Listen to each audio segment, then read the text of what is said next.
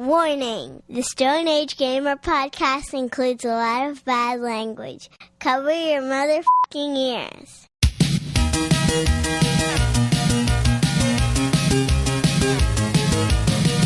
Good evening and welcome to the Stone Age Gamer podcast. I'm Kris Randazzo, and joining me tonight is the always thinking Dan Ryan.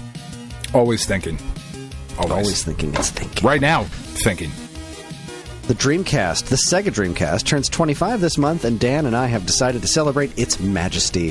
What were we doing when the console launched on $99.99? What are our favorite Dreamcast games? Get some new batteries for your VMU, because the Stone Age Gamer podcast starts now.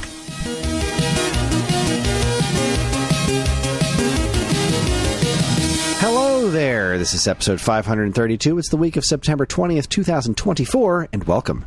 For anyone new here, this is the official podcast of StoneAgeGamer.com. Dan and I talk every week about what's happening in the world of video games from a retro gamer's perspective, as well as whatever the hell else we want to talk about going on in our lives. Speaking of which, how you doing? Well, yeah, tonight I feel pretty good. I had my third infusion this morning. This is your first Friday infusion, though, right? It's my first Friday infusion, yes. There you go. So you saved it. You're good. Thank you. Excellent. Before I go to get the infusions, I have to get blood work done. So I took my paperwork to the local LabCorp here and gave it to them yesterday because I have to get it done, like day or two before I go in. They want, accurate white blood cell count, hemoglobin, all that stuff. So when I went in, the girl that the phlebotomist that I gave it to, was like, "Oh, there's like a standing order here. You don't need to bring the paper back with you." Wait, hold on. Back that truck up. Yeah. Did you say phlebotomist? Okay. Yeah, that's the person who draws your blood. They're called a phlebotomist. Are you serious? Yeah. You go to phlebotomy school to get that, to get that certification. So, like, when you're getting your blood drawn, you're being phlebotomized? Yes. That when Tiff worked for All Medical down in Tampa and Lakeland and those places when we lived in Florida, her job was to staff the local LabCorps with roaming phlebotomists. That's like what she did. Yeah, anyway. Okay. I didn't know you didn't know that. That is silly as shit. It's a goofy-ass word. It's a goofy word. How do you spell it? I just typed it in, and it's spell-checking me. F-L-O-B-O-T.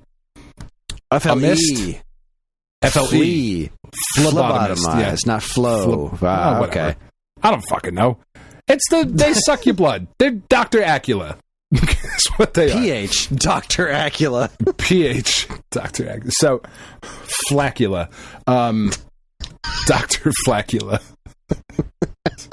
I'm trying to give you episode titles early, Kris, because I know you stop paying attention as we go, like, throughout the podcast. Look, I already wrote down you're being phlebotomized, so... I don't know, I like Dr. Flacula as well. I feel like that's pretty good.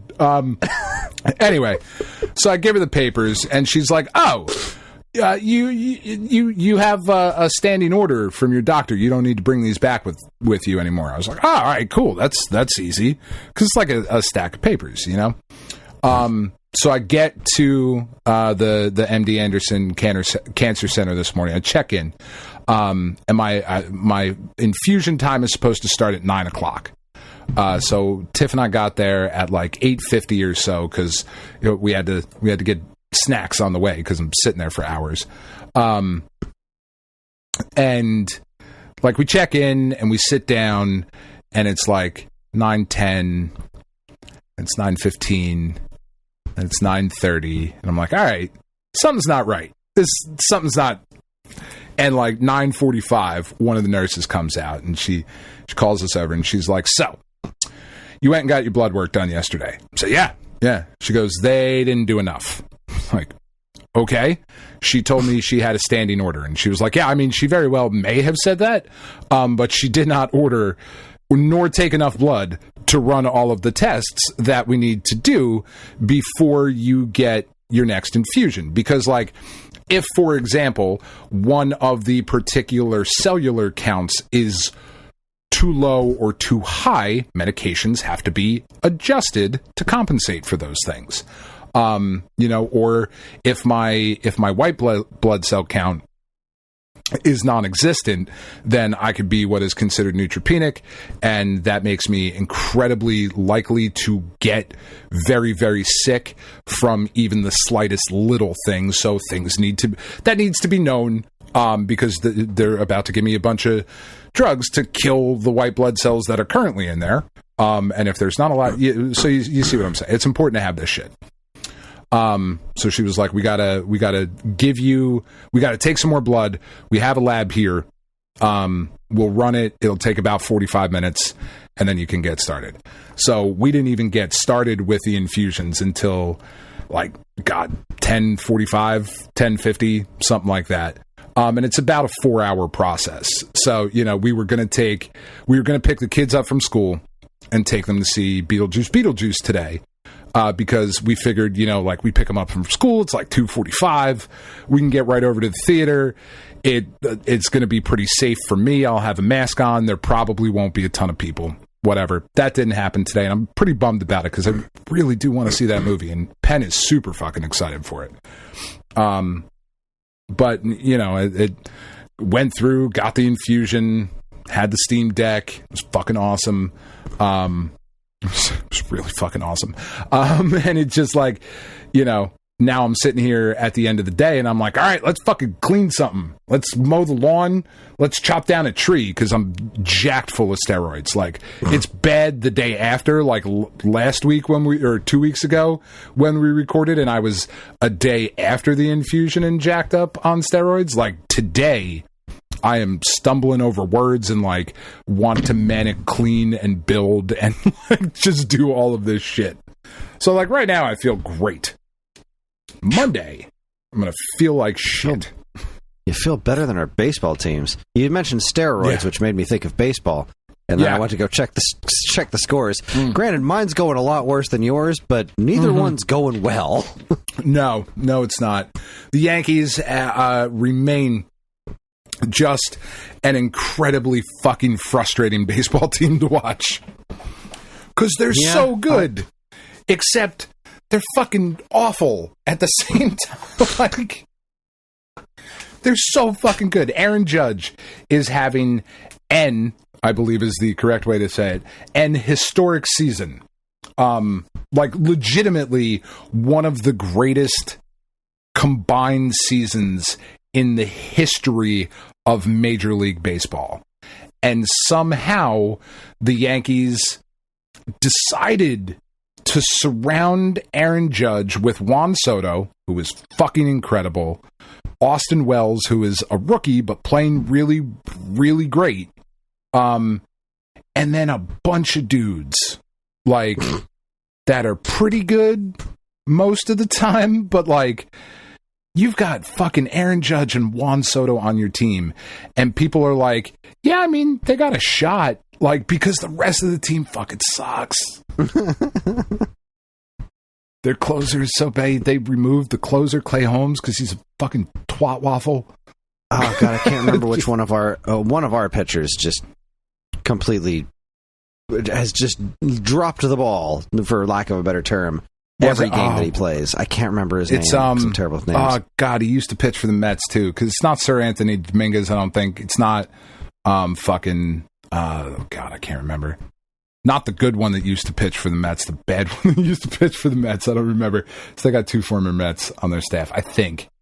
I don't know. I haven't been able... The one thing that I've noticed that's starting to creep in with the treatments as time is going on here is the brain fog that is talked about with chemotherapy. And it's not that I can't focus on anything anymore. It's that I am having a much harder time focusing on as many things as I used to. God forbid I ever have to get chemo, because I can't think straight anyway. I mean, you think that now, but then you actually start not being able to pull shit up. You start flipping through the Rolodex in your head and you're like, oh man. I was at work the other day And one of the people I was working with, like, up on the third floor, you know, because the person that I'm working with is relatively new, and was just asking me about one of our coworkers who works on the third floor. I work in the basement. And she was like, yeah, what's her name?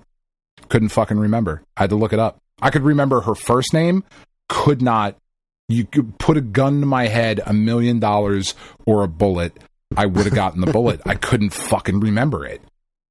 And, like, I'm friends with this person. I'm on committees with this person. Like, I talk to her and see her every day. I had no idea what her last name was. And then I read it, and I was like, oh, well, fucking yeah. Okay, obviously. I knew that. And I did know it, but it's just, it was gone. It's totally gone. $1 for every time that's happened to me. Names, in particular, have just always been a terrible blind spot for me. Really? Yeah, terrible names. The kids and Tiff have face blindness. It's part of, like, because they're all on the spectrum, right? And one of the things on the spectrum for them, the way it manifests is in face blindness. Like, even people that they've met tons of times, like they'll meet, you know, friends of mine that will go over to my buddy Rob's house or my buddy Petrillo's house, and they'll, like, see their kids or see my friends that they've seen tons of times and have hung out with and had conversations. And I'll be like, oh, you remember we were over at Petrillo's house and you were talking to Ronnie? And I'll be like, nope, no idea. Mm-hmm. You know, he looks like this. Nope. They just can't fucking do it, which sounds really, really frustrating.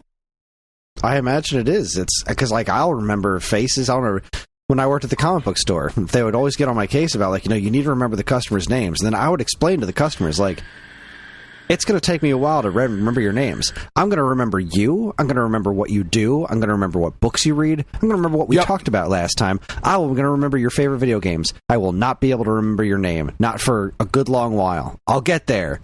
And it's not personal. Yeah, it's not personal. It's everybody. I forget. I'm terrible with names. Yeah. That's why. And unless you're the first person I've met with that name. Sure. Sure. Snarty Blardfast. Like, well, fuck, I'm going to remember that. Awesome. Oh, my God. We're almost done with Hitchhiker's Guide. I've been reading it to John, and he's really enjoying it. I love that book so much. I love that book. That and the first Dirk Gently book that starts off with Thor being glued to the floor is just... I've never read them. Oh, my God, it's fucking magical. The first Dirk Gently book is I'm not going to say it's as good as Hitchhiker's Guide to the Galaxy. That's kind of lofty praise. Douglas Adams, I don't think, really ever recaptured that particular magic that is in that first book, but it's really close. It's really, really close. Oh, it's so good. Perhaps we'll move on to that next. Yeah, I absolutely love it. I have not read to my kids in years because they're too old, and I know they are, and I hate that. I hate that they are. It was when we moved into this house when they had just turned like 11, I think, or 10, and they were like, we're done. I was like, fuck, man, really? Let me try to find like a tween book or something. They were like, nah, we're good. And I was like, that sucks. See, John's 11 now, and I'm still reading to him. Yeah. Well, because keep it going as long as I can. I don't know if like you see those, like, there's social media posts and whatever of like one day you picked up your kid for the last time and you didn't know it was the last time, or you high-fived your friend for the last time, but you didn't know it was. I know the last book that I read to the kids, I know we read the first chapter of a female Robin Hood story, and they were like, now we're kind of over it. It was 3 days after we moved into the house. It was like July 8th. It's like, fuck, man. Like, because it was something that I did with them for the day that they got home from the hospital. Yeah, we always read to the kids every night. Every single night. And the books that we read and doing voices and them loving, like, I think, out of all the books I ever read to them, the Graveyard book, which is a Neil Gaiman book. And I know Neil Gaiman is currently taboo. We're not allowed to like Neil Gaiman currently. For maybe good reason. I don't know the whole story. To be honest, like, I'm not being dismissive. I just don't have the space for it right now. I don't believe the whole story has come out yet. I think that's where we're at with the Neil Gaiman thing. There are accusations of sexual misconduct, right? They appear credible, but that's as far as we've gotten, as far as I know. Okay. So we're not in full blown like Louis C.K. Right. Kevin Spacey territory quite yet, but maybe. Right. Okay. Oh my God. That sucks. Louis C.K. I've been rewatching Home Movies, and Louis C.K. did a voice on Home Movies. It's like, oh man. He's so fucking funny. I know, you know like, what else? I get it. I didn't know because I didn't know who he was at the time, but fucking Mitch Hedberg did voices on Home Movies in the first season. Yeah. With no idea, because I didn't know who he was. Ah, shit, I just won $16. Good for me. Mitch altogether. That's a huge win for this. That's just awesome. A regular spin. $16? Jesus Christ. Nice. All right. That wasn't even the big pop. Mitch Hedberg. That was just Mitch Hedberg. So funny. Too funny. He had to go. He had to have an overdose. And he was too funny. It just... Anyway, but Graveyard Book by Neil Gaiman is just it's the Jungle Book, but instead of Mowgli in the jungle, it's a little boy. It's Nobody is his name in a graveyard, and it's the world. It's fantastic, and they loved it. And that was one of the last books we read before we moved, because it's a little bit more of a tween book, It's a young adult novel. It wasn't like the Danny Dragon Breath books that we were reading and that sort of stuff, but yeah. Right, that's kind of why we I just told him I was going to read him the next Harry Potter book, because he said he was kind of done with the Harry Potter books, and but he really liked the second movie, and I was like, okay, clearly you're not done with these stories, right? And Karen just kind of gave up, and I was like, do you mind if I try? And he was like, yeah, but he said he didn't want to read them. And I was like, I don't care. I'm gonna read I didn't this. ask. I didn't ask. I'm just going to read this to you. So we're going to trade off. If, one night when I put you to bed, I'll read. And then the next time you get to pick whatever you want to read. And so I read them all, the third Harry Potter book, and he was totally into it. But then I didn't want to move on to the next one right away, so I switched over to... I tried to find something else, and I landed on a Hitchhiker's Guide, and it turns out that he's been really enjoying it. And I think once I'm done with Hitchhiker's Guide, I'll go back to the next Harry Potter book and see how that goes. I think a book that he's going to really like in a couple of years... How old is he? He's 11? He's 11. Just turned 11. Okay. All right. I think if you can get... I don't know if it's appropriate for an 11-year, because I don't remember everything that was in it. I'm not reading him Twilight. No, 100% you should not. Lolita, I think, would be a good choice next. John Scalzi is one of my absolute favorite authors. He is a brilliant, hilarious fucking writer. All of his books on Audible are narrated by Will Wheaton, to tell you the kind of oeuvre that he has. Okay. He has this book called the Kaiju Preservation Society that is so fucking great. It's about a dude, like, kaiju are real. They're in another dimension. You can get to this dimension. They're like big nuclear reactors, and there's shenanigans that happen, and there's this dude that ends up working for the Kaiju Preservation Society. It's just wonderful. It's so funny. You said Twilight. They name the kaiju that are there, these big monstrous things, and the two kaiju that they are studying are Edward and Bella, just because it was popular at the time that they were naming kaiju, like they found new ones, so they were like, oh, Edward and Bella, it's just great. I also just read a book of his that was Startup Villain, where a dude like gets his uncle's inheritance is his evil business, and he has like a mountain lair, and like he's a fucking supervillain, and this dude who's just like a retired reporter has to take over his uncle's supervillain business. It's fucking incredible. It was so funny.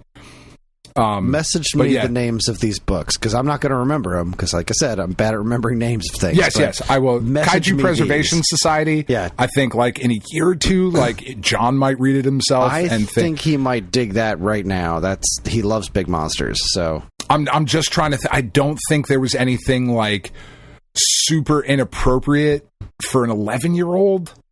Like there's not. He seems pretty good at handling inappropriate stuff. I'll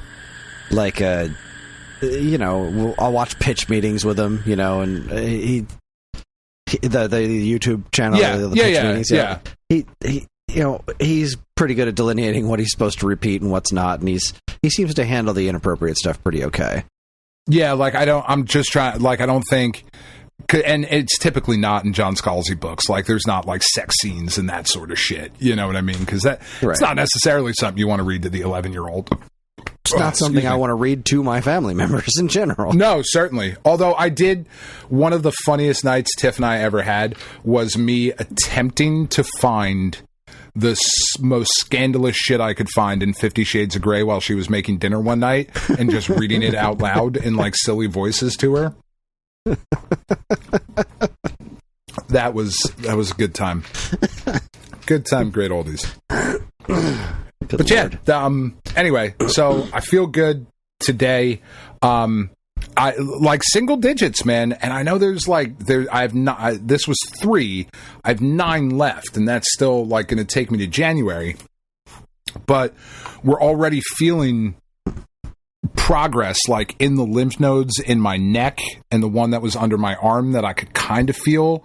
Like I can't really feel it anymore. The one that was in my groin is way smaller than it was.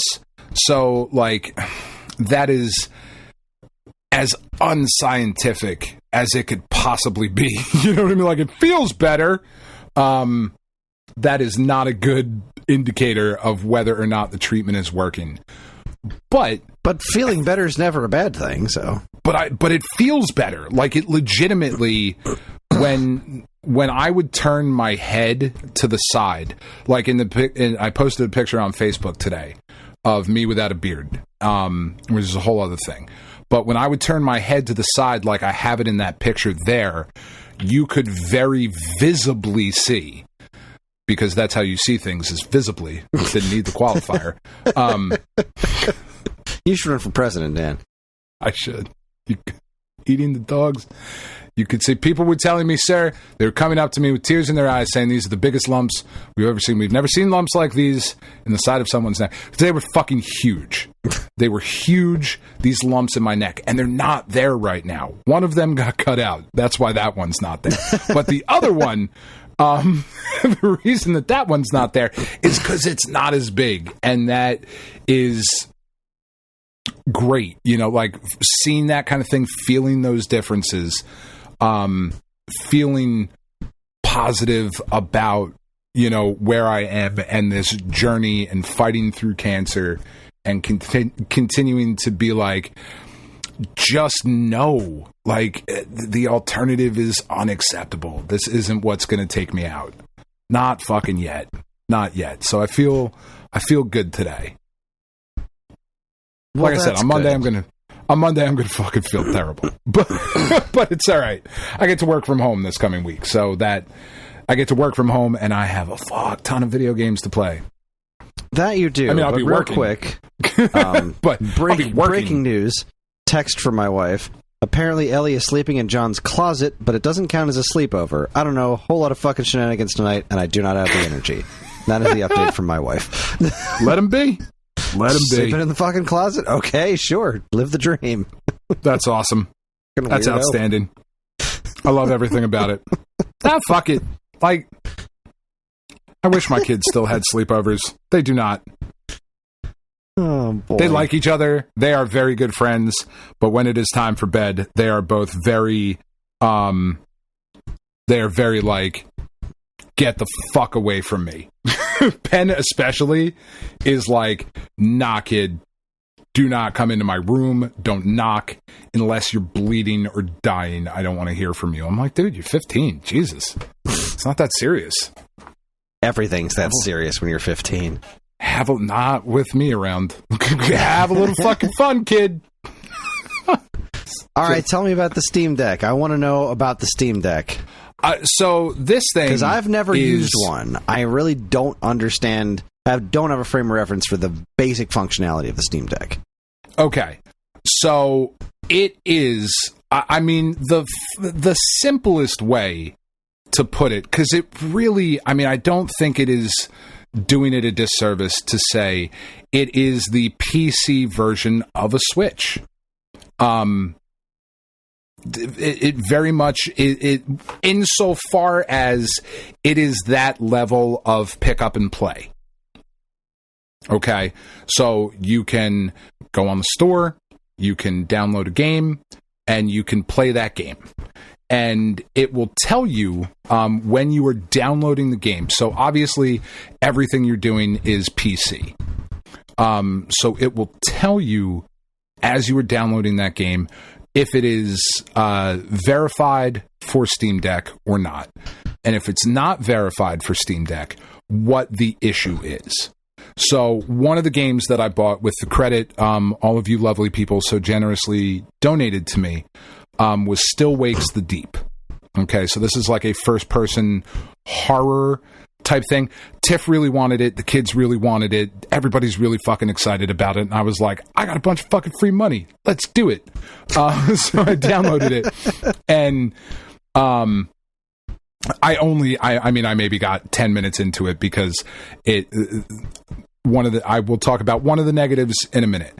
But the reason that Still Wakes the Deep is not verified for Steam Deck is because it is a handheld. It says some of the text may be difficult to read. Okay. But then as soon as it says that, it then also says if you hold L1 and the Steam button, it zooms the camera in so you can read the text just fine. So it was like, oh, so you're telling me that this is a problem, and here is the immediate solution for said problem. Thank you very much. That's outstanding. The really impressive thing about it is one of the really impressive. First, the fucking screen on this thing. So the one that you all purchased for me was the big daddy, the beefy as boy. It were. The Gabe Newell of Steam Decks. I feel like that came out as a shot. I don't mean it as a shot, but it was kind of a drive-by a little bit. Anyway. Is the OLED, and the OLED screen, the anti-glare OLED screen is fucking gorgeous. It's gorgeous. It incredible. It looks so fucking good. I was playing through Gimmick 2 a whole bunch today during my infusion, and it was bright, it was colorful, it was clear, it was fucking gorgeous on that screen. But what's really cool about it is that for each individual game, you can do it system-wide, or you can do it for each individual game, depending on a game that may run a little bit more resource-heavy, is you can set custom parameters for it. So, Gimmick is obviously not pushing the Steam Deck to the level that, say, something like Elden Ring would, right? Obviously. In that situation, I could go into Gimmick and put everything up to max, and it'll run at 60 frames per second with, the highest quality graphics and the screen brightness and all of that shit. And if I were to play something like Elden Ring, I could cap it at 40 frames per second or 30 frames per second. And that it's going to cap it specifically for that game, which I think is really fucking smart, that feature is just baked into the DNA of SteamOS, because obviously when we're talking about PC gaming versus console gaming, the specs that games are built for are wildly different than I'm building this for Switch, I'm building this for Xbox, I'm building this for PlayStation. I know what my specs are. When you're building a game for PC, it is the wild fucking west as far as what somebody might try to run it with. So having that feature naturally baked into that is really, really cool. The ability to kind of jump in and out of games is very similar to how the PlayStation works. Of like, I was playing Gimmick and I played that for about an hour and a half today because, spoilers, I really fucking like Gimmick too. I look forward to talking about it in a little bit more detail. Spoilers, I really fucking like that game. So I played that for about an hour and a half today, and then so the negative is that because they're PC games, there's a lot of shit that has to download at times.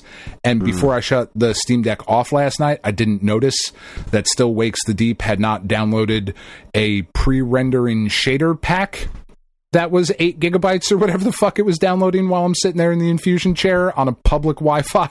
So it's like, let me play this other game, while this is fucking downloading or whatever. And then that, of course, pauses the download. So I had to just sit there, which I didn't know. But just like Switch, like when you're downloading a game, if you go to play a game, the download pauses, right? Or at least that I think it does. It only pauses if the game you're playing is requiring use of the internet. If you're playing an offline game, it will continue to download in the background. Fair enough. Which is nice. I did not know that. So Still Wakes the Deep was not downloading the entire time that I was playing Gimmick. So I was like, well, fuck. All right, now I just got to let this sit here and download over public Wi-Fi. Because there's just a lot of, it's PC gaming. There's updates, there's stuff that has to download. And that's just something that I have to get used to, as somebody who has not been a PC gamer for a very, very long time, if ever, that I would ever have considered myself that. Just something to get used to. The very first thing we played on it is one of the most brilliant experiences that I've ever had playing a fucking system. So on the Steam Deck, you've got a D-pad. Right next to the D-pad is the left analog stick. Underneath of the left analog stick is a square trackpad. Okay, that has a really nice like rumbly feature when you move your fingers over it. Then you've got the touchscreen OLED in the middle.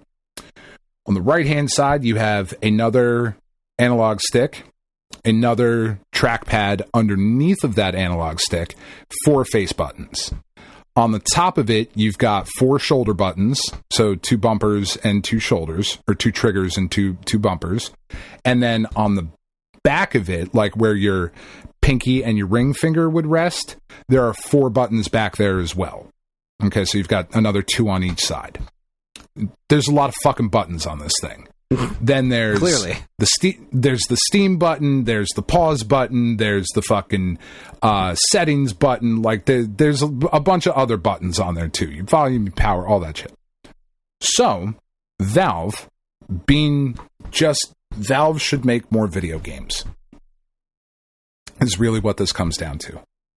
They created a free download. It's about a half hour long, called Aperture Desk Job.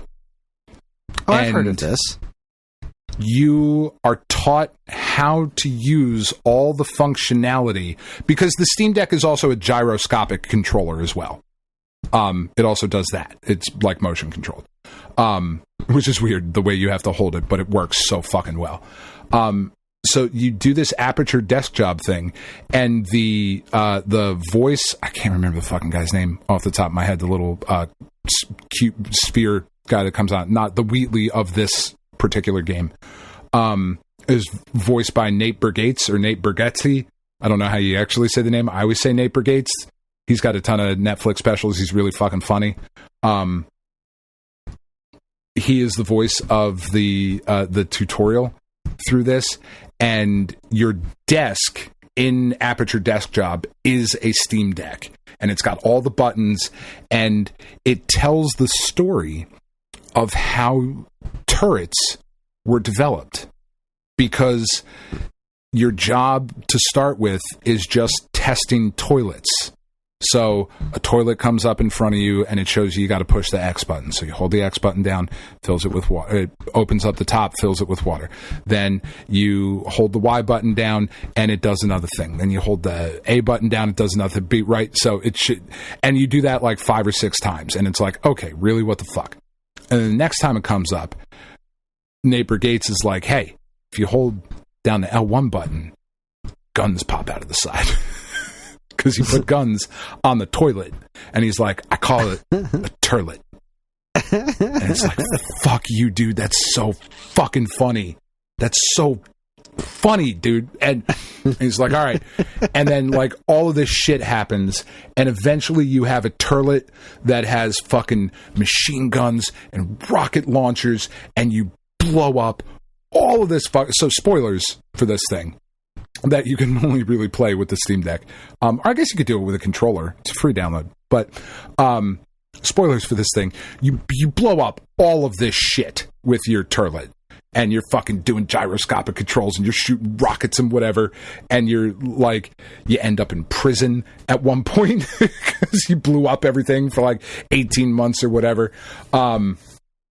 And eventually you go up into Cave Johnson's office, who again, voiced by J.K. Simmons.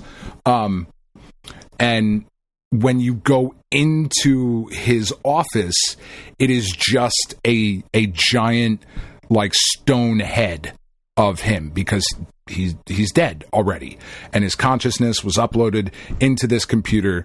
Nobody had seen him for years. He's been in his office, whatever. It's actually just his head, and he asks you to kill him, and you have to use your turlet. He loves the turlet. You have to use your turlet and blow him up, and you do so, and you shoot a power plug, and he's about to die, and then the backup power kicks on, and you fall all the way down to the basement of Aperture Science. So levels below where you start in Portal 1.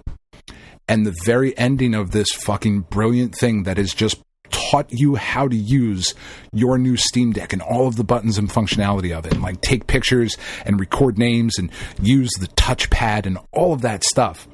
At the very, very end of it, the Cave Johnson head and all of the turlets that are down there with you start singing. Because of course they do. Because of course they do. And you are like, as the game ends, if you've played through the Portal series, you have just witnessed the birth of the turrets and why they sing. And it was fucking incredible. And I was like, this is just... Valve has to make more games. They have to make more games. They're too good at it. They really, and like Tiff and I were talking about that today because we were just so blown away, and like the kids are blown away. Tiff is blown away by this, not just by the generosity of everybody, but by the actual like piece of hardware, the tech that this thing is. And then playing through that, Tiff and I are talking, and like really, I think what it comes down to is that I just don't know, even for a studio like Valve, that is as talented as they are, that have just delivered this Aperture desk job thing that is so incredible. And honestly, even if you're not going to ever play a Steam Deck, it's worth like watching a video of. It's so fucking great. I don't know that you can make Portal 3. Because how do you live up to what that expectation would be? You know, how do you live up to what Half-Life 3 would have to be? Is it possible at this point, with so much time having passed, is it possible to make a Half-Life 3 or Portal 3 that lives up to the hype? I don't know that it is. You know what? There were an awful lot of people who had that exact sentiment about Portal 2. How the fuck do you follow up Portal? It's the most perfect video game anyone's ever made. How do you follow that up? And then they did. If anyone they did, can do but it wasn't 10 years later. No, it wasn't 10 years later. Yeah, but you know what I mean? What? Like that. I agree with what you're saying. I'm saying I think the time in between has been just so. I mean, I just, if anybody could do it, it's fucking Valve. Like this, I have never played something so smart as Aperture Desk Job. It was brilliant. It's a brilliant way to introduce the system. It does absolutely everything while being engaging and funny and adding a spoke to the wheel of the Portal lore. Insanity. Just insanity. This thing, it's incredible. It is, like I said, I feel like saying it's kind of like a PC Switch is selling it a little bit short because I really haven't had time to delve in to all of the other stuff that it can do.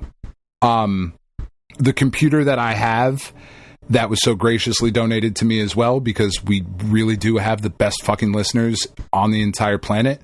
The multi-card reader that I have is not reading the fucking micro SD card reader adapter that I have, so I haven't been able to figure out how to get the emulation stuff onto the Steam Deck yet, so I haven't fucked with any of that.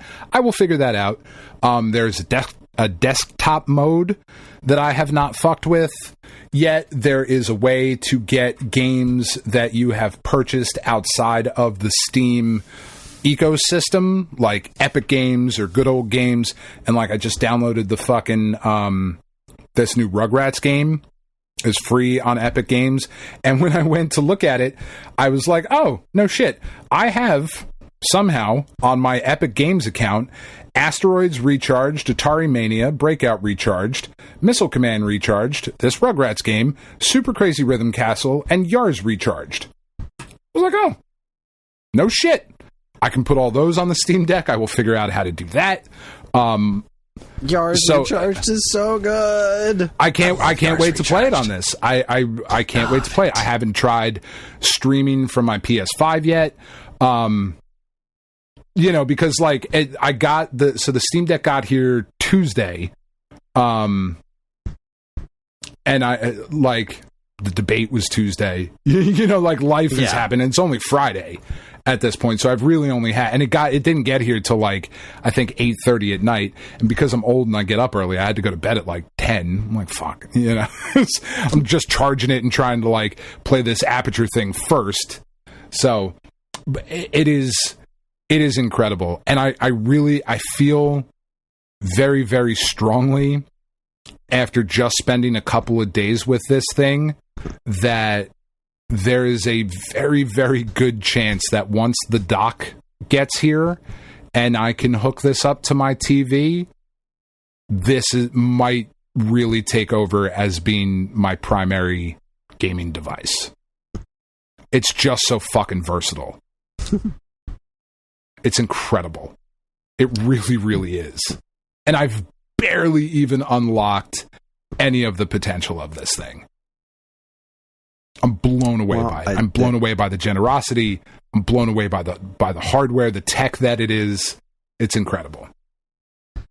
Well, I must say that it warms my heart to hear that you are liking it so much. I'd love to have one someday, but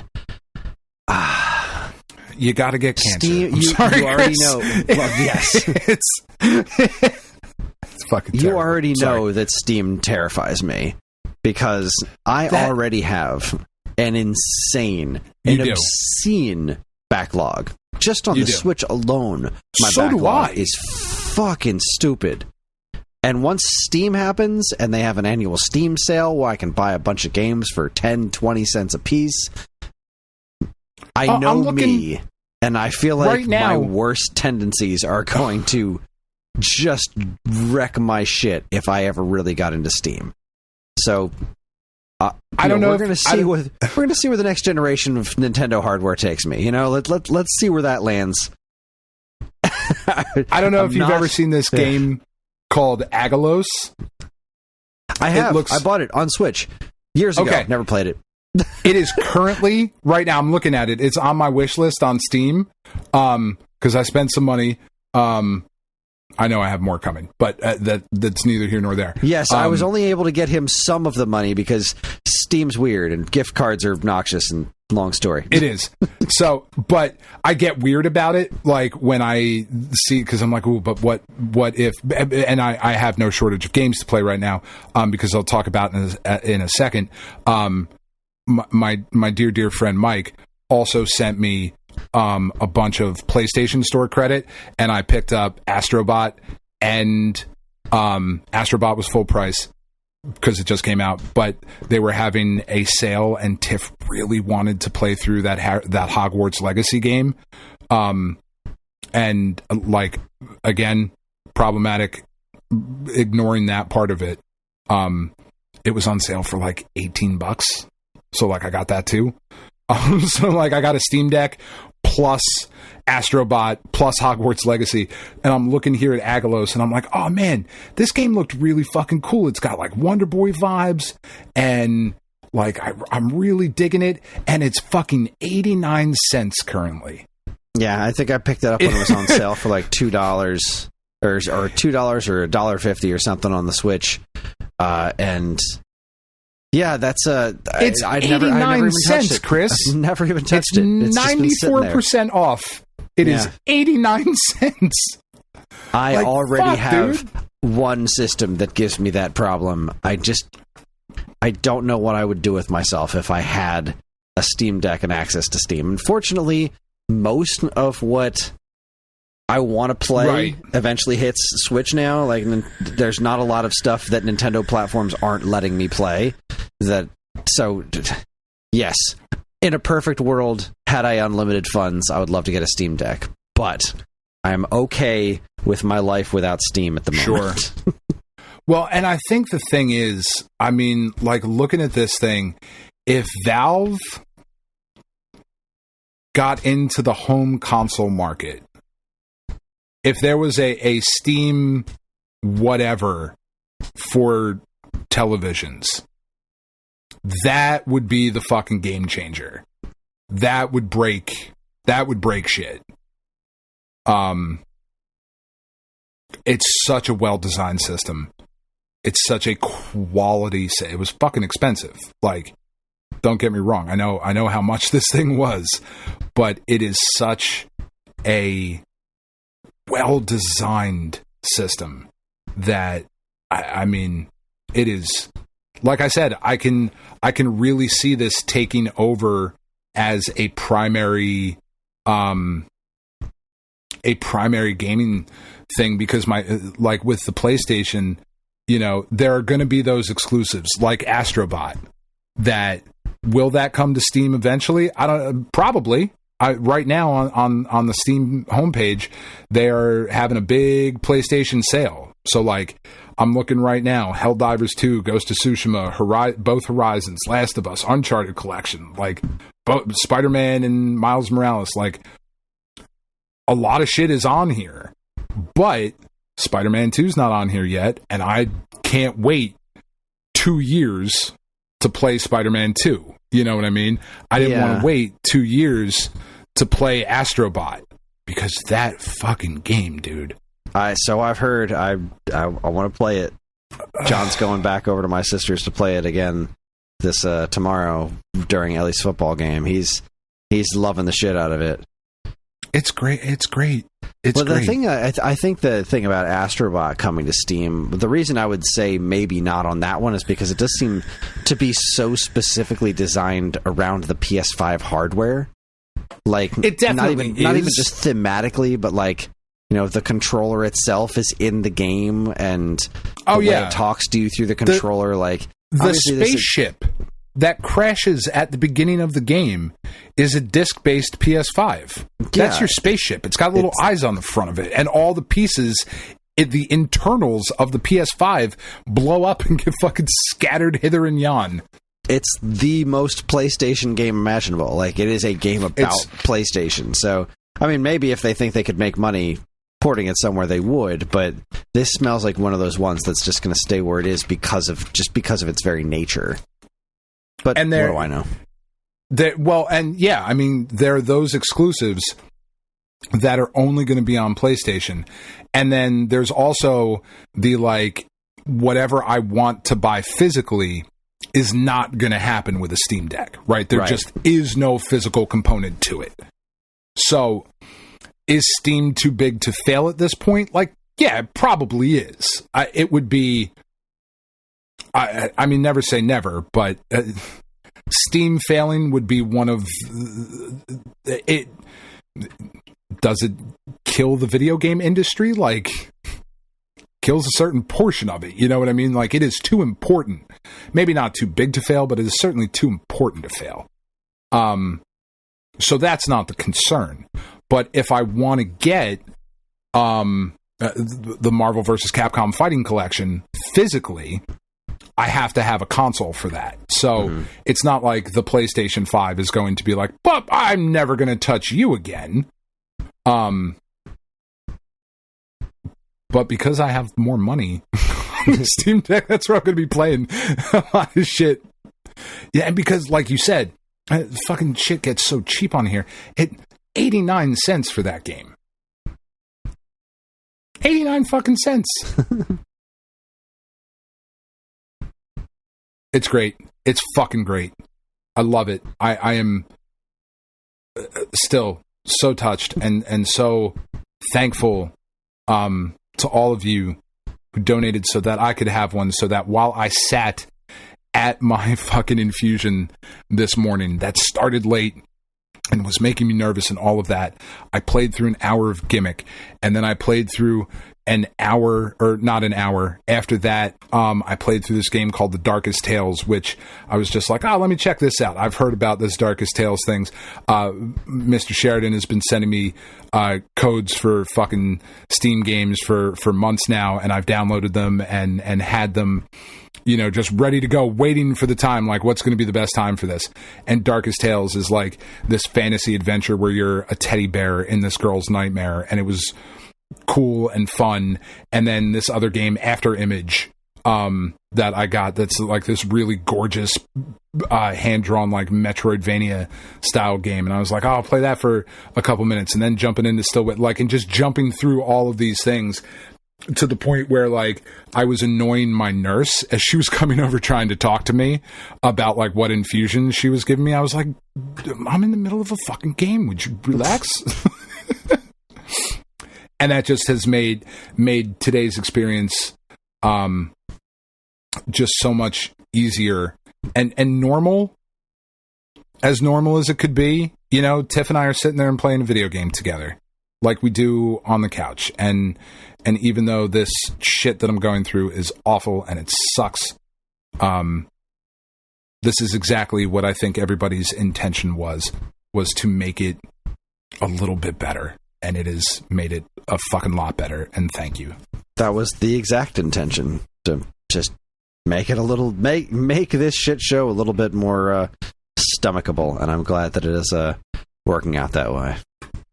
It has done so. And there's so much more I got to figure out how to do. So I'm very curious to hear your thoughts on Gimmick 2, because I know you hadn't played the original one. No. Have you now? Did you try the original before you jumped into this, or have you not been able to get to that yet? I probably should have, right? No, not really. Like, not for any story reasons or anything. I think it's no. I'm just saying, as to see the evolution. I mean, I'll be looking at it going backwards, which isn't like a big thing. I think you will. I think you will be just fine to experience it backwards. I think you'll get just as much out of it as far as appreciating it. I am finding the character and the world of Gimmick 2 so charming and fun to be in. It's fun to work your way through the levels and the puzzles and because they don't do anything at all to be like, hey, so throw the star and you could jump on the star and you could bounce on this thing and you could do that. Like, you got to figure it out. And the figuring it out, like, one of the things that I found so far with Gimmick 2, I don't, not having played Gimmick 1, but hoping that it's somewhat similar.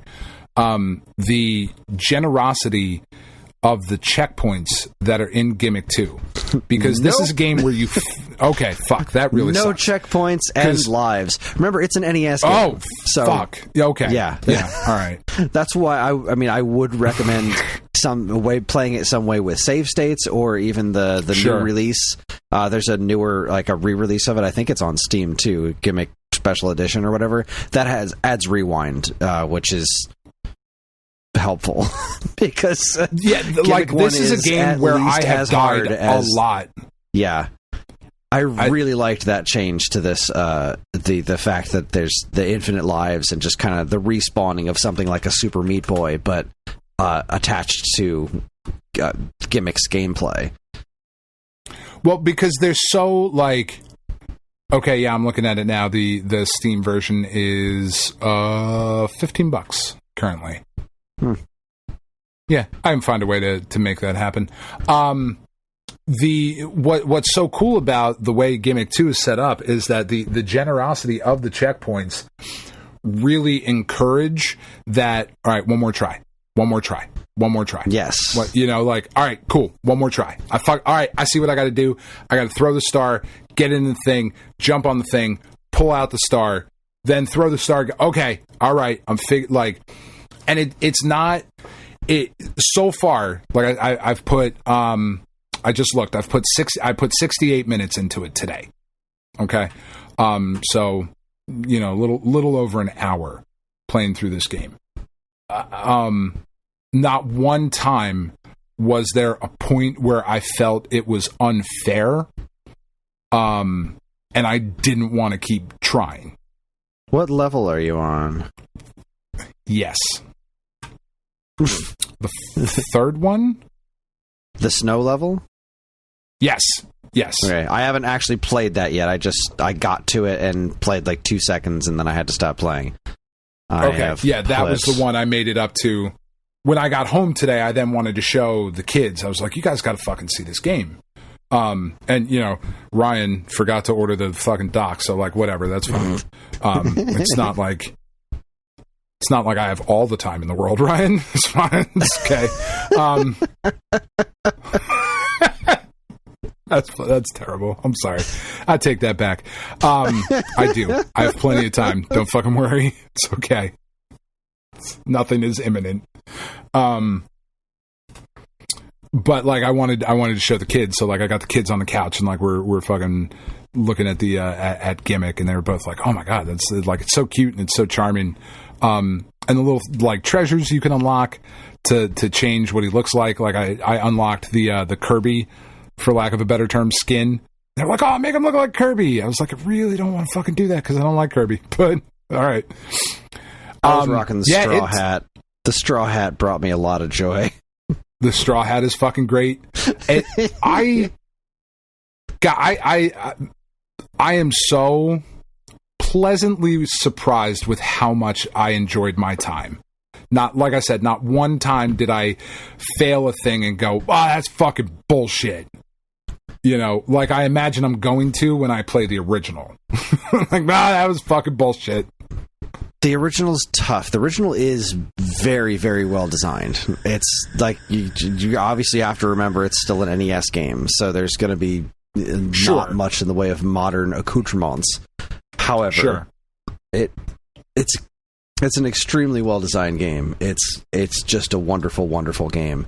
It's just fun. The boss fights were cool. The big difference between the original and this one is that this newer one adds a bit more puzzly elements as far as when you shoot the star into the little star-shaped hole and it does things. Yeah. That's not in the original game. It's still the star physics are all pretty much the same. You can still ride on top of the star, and you need to use that to get to secret areas so you can find the secret plants and stuff, because that's the only way you can actually get to the real final boss of the game, is finding all those secrets, which are they're just devious platforming areas, which is why I was so glad to get to replay it with Rewind, especially on the Switch version that has this little bit of input lag that makes it very difficult. The Gimmick Special Edition Switch? Yeah. I heard it's better on Steam, but I learned this game on an NES. Like, when I first played it maybe a decade ago, I was playing it on an EverDrive on a CRT, so there's no lag there, and that's kind of how I learned how to get through the game properly. It's not very long. This Because the original Gimmick was Japan and Europe, correct? Not Japan, North America, and Scandinavia. Specifically, just Japan and Scandinavia. Why not? That makes sense. I look at this game and I think Scandinavia. I do. Well, it was basically no other markets were interested in carrying an NES game at the time. They're like, sure, it looks great, but it's not going to sell. It's an NES game. And for some reason, Scandinavia was like, fuck it, we're in. We're going to call it Mr. Gimmick instead of Gimmick. And yeah, we're in. Pile it on. I like the name Mr. Gimmick better. I'm not going to lie. I like Mr. Gimmick. I go back and forth on it. I go back and forth on it. I like Mr. Gimmick more, I think. I'm so glad you're enjoying it. I'm so surprised, honestly. I thought I would be like, okay, did we announce that we're doing the thing? Is that a spoiler? No, not yet. Can I not say it? No, go ahead, say it. Well, I'll say it again at the end of the episode, but yeah. Okay, so the reason that I'm playing through Gimmick 2 is because Kris and I are going to interview this weekend. It'll come out in a couple weeks. People that have worked on the game. It's from Bitwave Media. We're interviewing. Yeah. Geez, I've already forgotten his name. Goodness gracious. We will be interviewing people. Yes, people, because there more than one might be involved. So it's going to be more on the publishing side of things and how the game came about. Like, because this is a very interesting project to me. Yeah, because like I've heard this game referred to by some people as a cash grab, but I mean that seems odd. Yeah, it seems an odd way to put it. If you're going to grab for cash, you're probably going to go for a brand someone's heard of. Like, yeah, you know, I get that there is a certain portion of the community was very, very angry when they found out that they made this game without talking to the first game's original creator. And that is kind of an odd thing that I'm looking forward to asking them about, you know, how that came about and why wouldn't they reach out to him. But then the more I thought about it, I was like, because fuck him, that's why. Like, that would be a really shocking answer.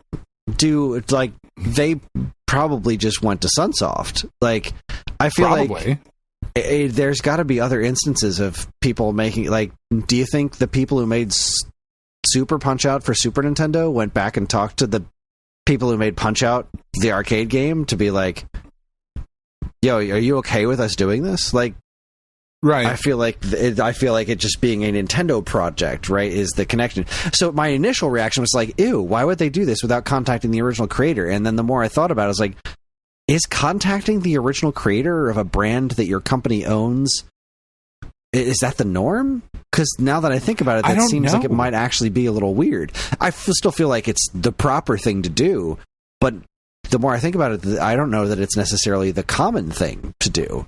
But either way, I don't know. As a huge Gimmick fan, I am thrilled with what I've played so far. I think the music's been lovely. I think the visuals is great, beautiful. I think it controls tight as a drum. It is an absolutely gorgeous game. There's a really big difference in the way he controls by default. So in the NES game, you hold the B button to summon the star, and then you throw it by letting go. So for Gimmick, you're almost always holding down the button. And in Gimmick 2, by default, you tap the button to summon the star and then tap it again to throw it, which I got used to really quickly because I think that feels really good. But I was talking to my friend Sal, who is like a pro-level speedrunner. Gimmick is one of his favorite games ever. And I was like, I got to know what you think of this. And his first response was like, I hate it. The thing that turned him off immediately was the not holding the button to summon the star. And then I went to play the game again. He was like, I need to put more time into it. But my first impressions are I hate it. And then I looked in the menu and you can go to options and switch that. And he was like, oh, well, shit, I'll give it a try. But he also said he said he was getting lost in a level and like the level seemed like it would never end. And I'd know what he meant. And having only really played through the first two levels, I still don't necessarily. I mean, I haven't quite gotten it yet of what he means by that. But he was saying that it was like I don't feel that. He was saying something about the checkpoint warps, And I almost feel like he's playing the game, and every time he gets to one of those warp points, he uses it. I don't know. I don't understand, because so far I've only played the first 2 levels, so I just haven't encountered what he has yet. But so far they seem like pretty... When he said that, I was afraid I'd only beaten the first level, and I was afraid that he was talking like, oh, this is going to start feeling like Yoshi's Story for N64, which I'm not a big fan of, where it's just the level just loops and loops until you achieve a certain thing. Just goes on and on and on. But at least the first 2 stages, they seem to have a pretty clearly defined beginning, middle, and end. And then those warp points are just there for going back and finding the secrets. So, again, for getting the little treasure chests so that maybe you can... I haven't gotten to what he's talking about yet, or maybe he's, like he said, he needs to put more time into it too. And I can understand being turned off by that as somebody who... like pro-level speedruns the original game, having it so fundamentally changed with that button thing. But hopefully he comes around on it, and I cannot wait to play more of it. I don't know how much more I'm gonna get to before we do the interview on Sunday.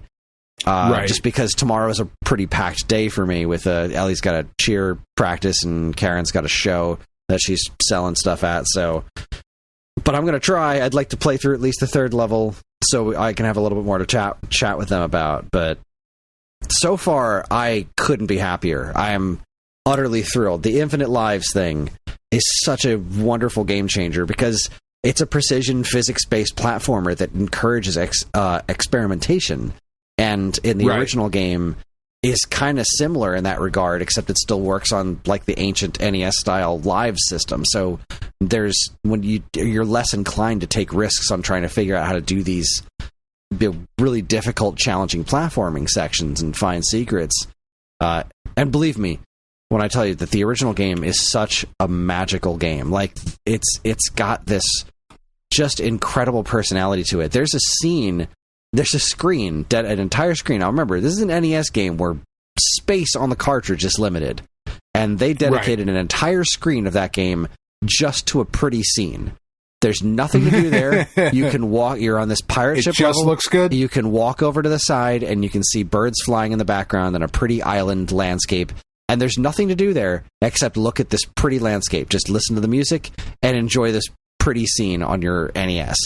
And like, this game, visually speaking, for an NES game is like really wild. There's background waterfall stuff that you look at and be like, damn, that looks really good. This is pushing the limits of the NES, what it can do. So it's premium Sunsoft. Exactly. So obviously I was a little nervous in general when they had said they were making a Gimmick 2. I talked about it, like, you're going to follow up this game. You better do a damn good job. And so far, I've been very impressed with it.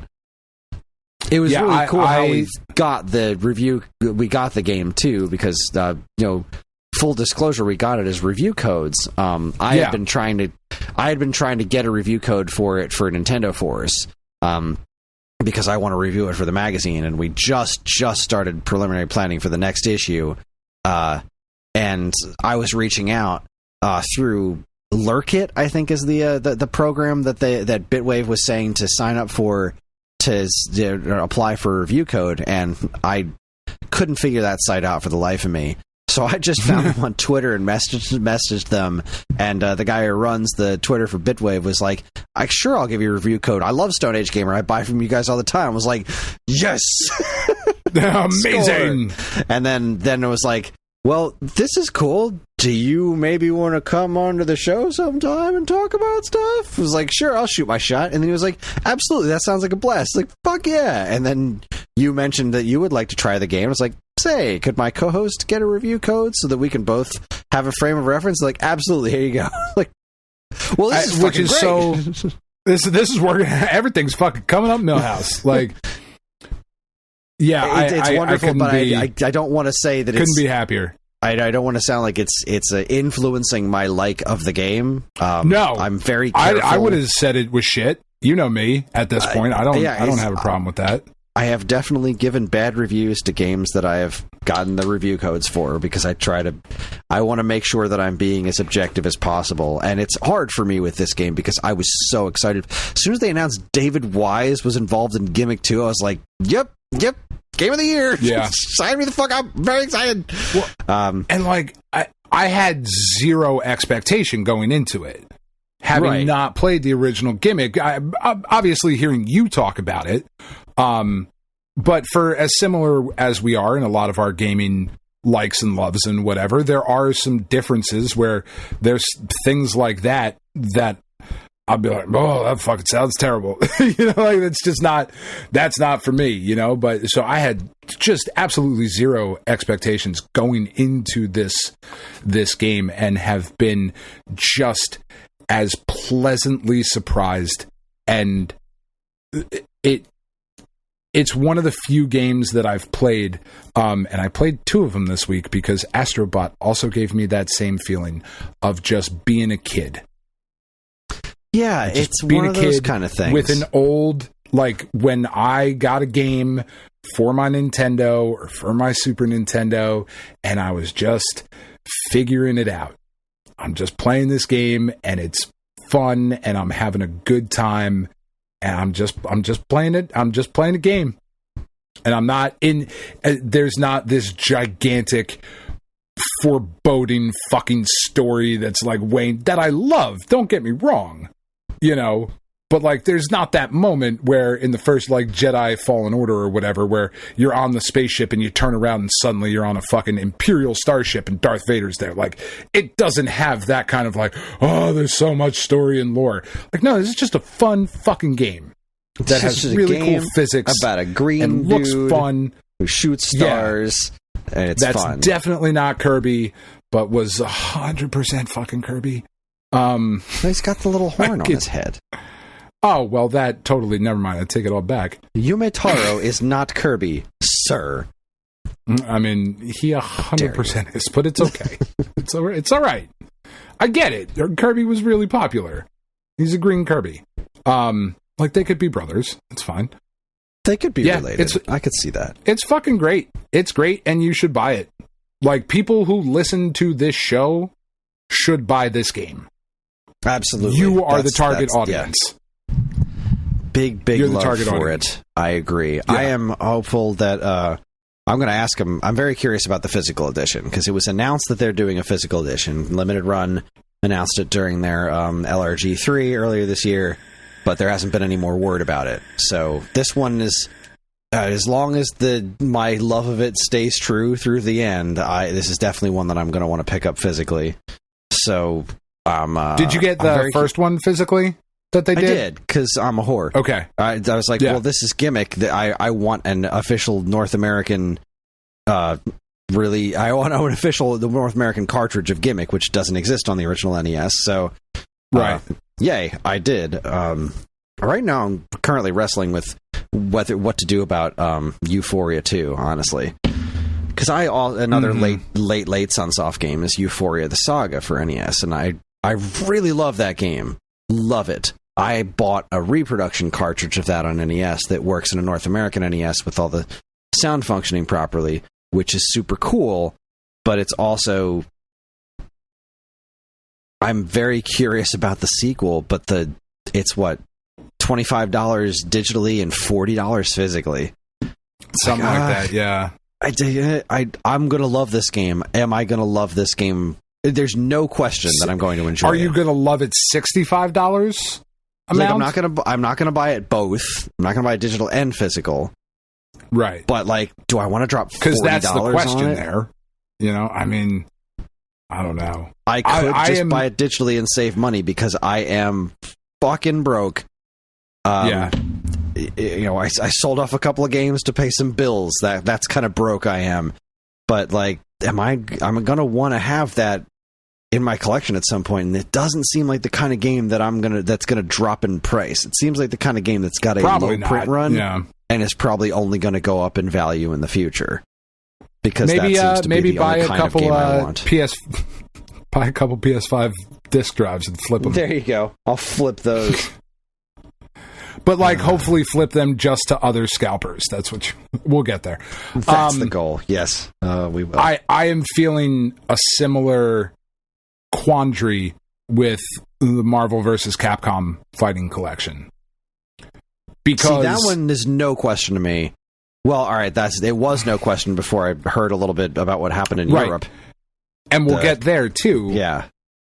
Where I'm having the problem now is that, and it's a good problem to have, but it's still a problem. Do I want that fucking portably? I mean, yeah. You know, like, but if you do I want to be able to play? You can stream from your PS5 to your Steam Deck. Yes, but that is at the mercy of Wi-Fi networks, right? So if I'm in Camden and I'm on their public Wi-Fi streaming from my home Wi-Fi, like, that's not going to be the best experience. No, you know what I mean? But let me put this another way. That will probably, at some point, go on sale on Steam. Oh, yeah, I would have to. Everything goes on sale on Steam. Because you want to get that physical disc on your PlayStation 5. Because this is Marvel vs. Capcom. Really that game's going to fucking disappear at some point because that Marvel license will never be available in perpetuity. You've got to get that physically. That's what I say. So I say, put your eggs in that basket and then wait for it to drop on some kind of Steam sale. That makes sense. I'm not often smart, that is a game, but sometimes I am. That is a game that I have zero problem dropping multiple copies on. I already have. I have bought that game on Dreamcast. I bought that game on PlayStation 2, and I bought it digitally on one of the systems. I want to say Xbox 360 is what I bought it digitally on, I think it was 360 where you were talking about it. I think so. I know. I couldn't remember. I can't remember if I bought it digitally on PS3 or 360, but I definitely bought it digitally on one of those. And now I'm absolutely going to buy it again on Switch. 100%. Yeah, it's not, and it's not even a question. Yeah, gotta have it. Not even a question. Yeah. Well, this has been going on for a very long time. We need to move on. Yeah, it is a good problem. That's what she said.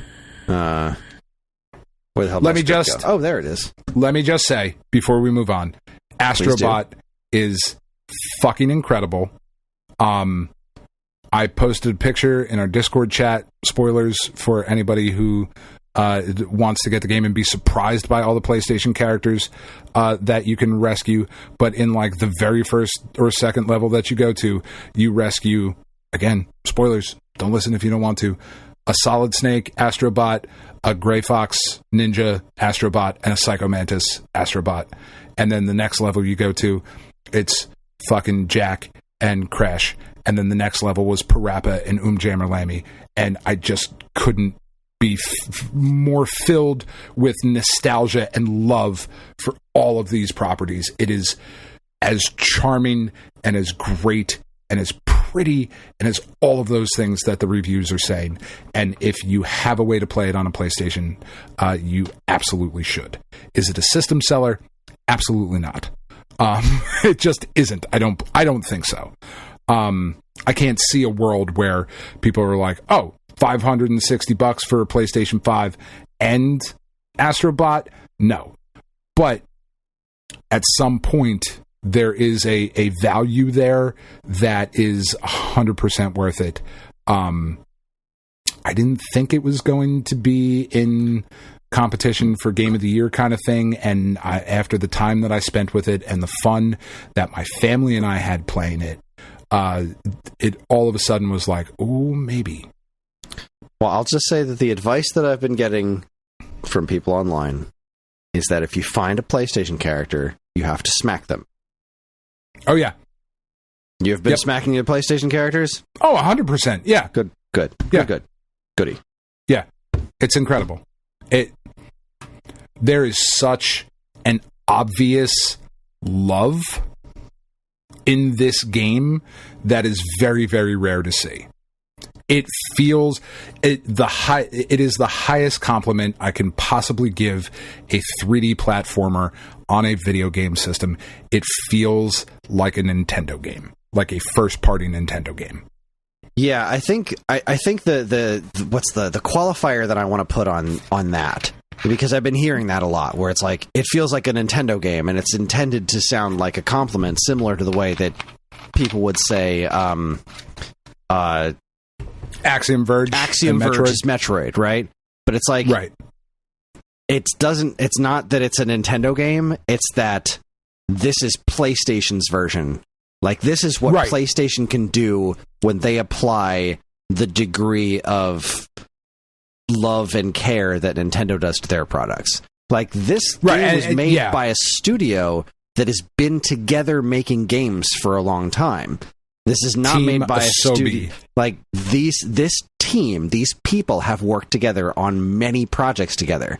And that's something that doesn't happen a lot in the modern AAA space. There's a lot of shifting around and turnover, and so you don't get the reason that this game is so good, because that's how you make games that are so good. You have teams that work together on multiple projects so that they know each other and they know how to get the most out of their work. Like, that's how this fucking works. And the industry used to know does that. Feel that way. The industry they really used did to know that. It was not. That wasn't the Nintendo way to make games. That was the way to make games. Like, when we say things like that's how Nintendo makes games now, like, it sounds like we're, dick sucking for Nintendo. And I am, and I'm because not. that's me. I'm not. I'm a whore. But at the same time, I also know how to separate myself from that and say, that's because they're the only ones that are still doing it that way for some goddamn reason. Yeah. Everybody else has moved on, and man, when we get to week old news, it's ugly. Shit is ugly right now. And it is.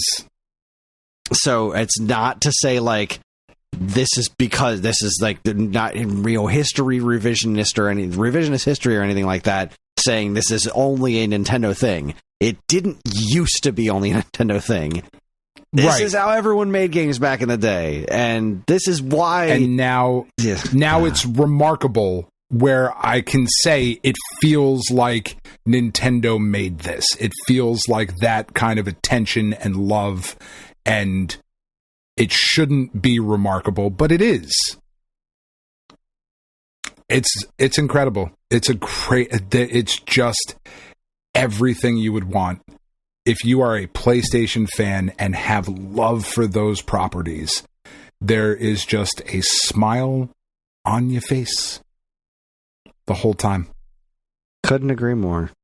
It's a thing of beauty.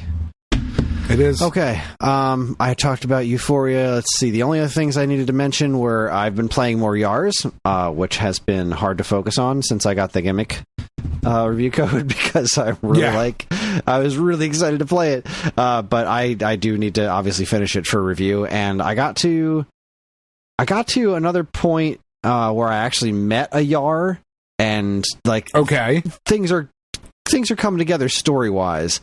I wish I didn't hate the dialogue, because if I didn't hate the dialogue and the voice acting, I feel like I would be even more high on this game. This is a solid Metroidvania game. It really is. It's not amazing, but it's great. Very solid. And solid is fine. Solid is good. It's clever. It doesn't have to be amazing. Exactly. It doesn't have to be a 10 out of 10. It is clever, and there's a twinge of the storyline. This game does not take itself very seriously, but there's a piece of the storyline that I'm sensing this kind of like sort of dark undertone that I'm curious where they're going to go with it, if they're even really going to follow through with it. Because so the big bosses in the game are Atari games. Like, the first big boss you get to is Black Widow. So you're it doesn't play out like Black Widow, but the character you're fighting is this like spider lady, and the area you fight her in looks like Black Widow, and she's called Black Widow. It's like, so this is a very clear reference to Black Widow. The second boss is a missile commander, which you're making fun of the whole time awesome. Because the things he's shooting don't look like missiles, they look like fireballs, so you're kind of making fun of him the whole time, which is a very weird meta thing about the fact that none of the missiles in Missile Command look like missiles. It was very amusing. But after you beat... So as you're playing through the game, all the new powers you get are augments. Your DNA is getting rewritten to give you these powers, and everything. And you're very blasé about it. But after you beat Black Widow, she's like, "I used to be like you. I was just a normal person." And then they started doing these augments to me, and now look at me. And so I'm looking at the box art for this game, and there's like Emmy looking like she does, and then behind her is this like kind of creepy Yar looking version of Emmy. And I'm wondering, like, are they moving to, like, are they going to actually address that she's becoming less human throughout the course of this goofy ass game? Like, I'm very curious where this is going. I don't know if it's gonna get dark or anything, or how they're gonna handle it if it does, because again, I'm just not a fan of the characters that aren't Emmy and the voice acting. I wish I was, but it's not landing for me at all. But right. there is and interesting stuff going on. It does, but there is interesting stuff going on here, and a definite reverence for Atari history being thrown throughout of it. And the way they've adapted the different things, like they're adapting aspects of Missile Command into those Yar's Revenge hacking sequences now, where you'll be playing the game, you're just playing a game of Yar's Revenge, but there are also like Missile Command missiles coming at you that you have to dodge, because they'll make those big Missile Command explosions that will slowly explode, but you need to not be there while you're dodging quotile attacks and stuff. It's neat. It is a really, really neat game. Curious to see where it goes. The only other one I want to mention, it sounds fucking dope. It sounds like it's interesting. Man, it sounds really cool. I still don't know exactly who it's for, right? I don't know exactly who this is specifically for, but at the same token, it does appear to be for me, and I hope it is. I hope it's performing well, because the folks at Way Forward seem to be very proud of it, and they should be, because this was a really interesting way to rejigger the Yars franchise. So I don't know if I mentioned this since I got it. I know I mentioned it like back when it was announced, but there's a game called Fistifluffs. Yeah. So you've mentioned it a few times. It's come up. Yeah, we did eventually pick it up, and it was fine when me and John played a 2-player. But then the other night we tried playing it 4-player, and it was a fucking mess. Aww. That game, I don't know if it's on other platforms, but that game, 4-player on Switch, is a slideshow. It is brutal and not at all fun. Like, it's just flat out broken when you get to 4 players. So I'm a little disappointed in that one, because I really like the idea of this game. Just a weird, goofy cat fighting game. It seems like a very fun, casual pick-up and party kind of a thing, but not the Switch version. Not if you're doing more than 2 players. And that's where it gets crazy, right? You want that kind of ridiculous party atmosphere, and that just... I was very disappointed about that. Fisty That's a bummer. Let's see. Are you on other platforms? Wow, I didn't spell that right at all. Fistifluffs. Well, it's on Steam. I bet it runs better there.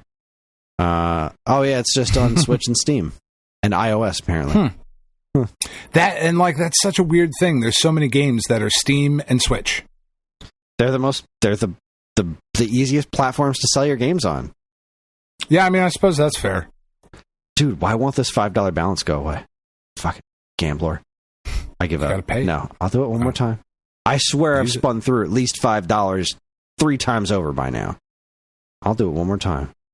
I'm going to spend one whole dollar. There, I did it. And I won $2. Son of a bitch. Is that going to add to my damn balance? I'm trying to spend through this money. Just trying to spend through my bonus money. Did I do it? No, it still says $5. Fuck it. I give up. If I lose the $5 on Monday, I lose it. Whatever. All right. We are going to take ourselves a break. When we come back, we are going to talk about week old news.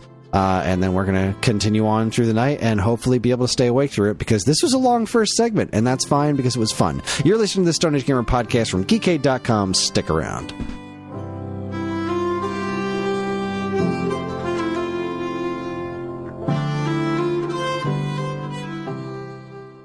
And now here's a quick look at what's new from us and our partners at Geekade.com. First up, Ninja Gaiden 2 for NES is a fantastic game. Do you know what's weird about it? It's the box art, Chris. On the cover, right, there's this totally badass looking dragon. He's awesome. He's enormous. He's flying over the city. We assume it's a he. It could be a she. Could be a they. Could be. Flying over the city in the background. And he's holding some sort of weird glowing crystal ball. And you look at that and you're like, that's amazing. The whole thing is the epitome of awesomeness. Except for the fact that it's nowhere in the fucking game. Like, at all. There's no giant dragon. There's not a hint of a giant dragon. A giant dragon. There's not the concept of a plan of a giant dragon. There's just nothing. For good, for ill, no giant crystal. Why? What was the purpose of drawing this kick-ass dragon if it wasn't going to be a part of the game? What's with the magic crystal? What does it do? Why did Tecmo do this to us, the listeners? Why? Well, whatever. At the very least, it has some kick-ass music, which you can listen to Matt and Kris talk about in Waveback episode 177, Ninja Gaiden 2, The Dark Sword of Chaos. Sword. Yes, I said sword. You sure did. It just makes me laugh I chuckle just a little bit every time. I don't know if anybody else does. I do. Sword. Next up on an all-new nipples on the Turning sword, Tracks. Kris. No, none at all. Dragging balls through the dirt. Next on an all-new Turning Tracks, it was my pick this time around, and I went Big with old Jack dragon balls. Drag, a super cool indie artist that I learned about while I lived in Brooklyn. What I didn't learn about was one of his albums until right before we started recording the episode. When I went looking for a picture of the guy to use as the episode artwork, there it was. A whole ass album that's not listed anywhere on his official site, nor is its music streaming anywhere. So I found a copy on Amazon for $2.80, and I bought it, but it hasn't shown up yet. Nor do I have a CD player. So I'm going to have to dig up my old computer and put the CD into that so I can rip the music off the CD and then transfer it to my current computer, and that's how I'm going to listen to this Jack Drag album I've never heard before. I'm very excited. It's super weird, but find out why I like this fella so much in Turning Tracks episode 23, Jack Drag. That's awesome. Is that what the vinyl collecting is doing to us, Kris? Eventually we're going to be like, so I found this super weird like bootleg thing of Guster, and it's only on cassette, so now I have a fucking cassette player, and now that's a problem.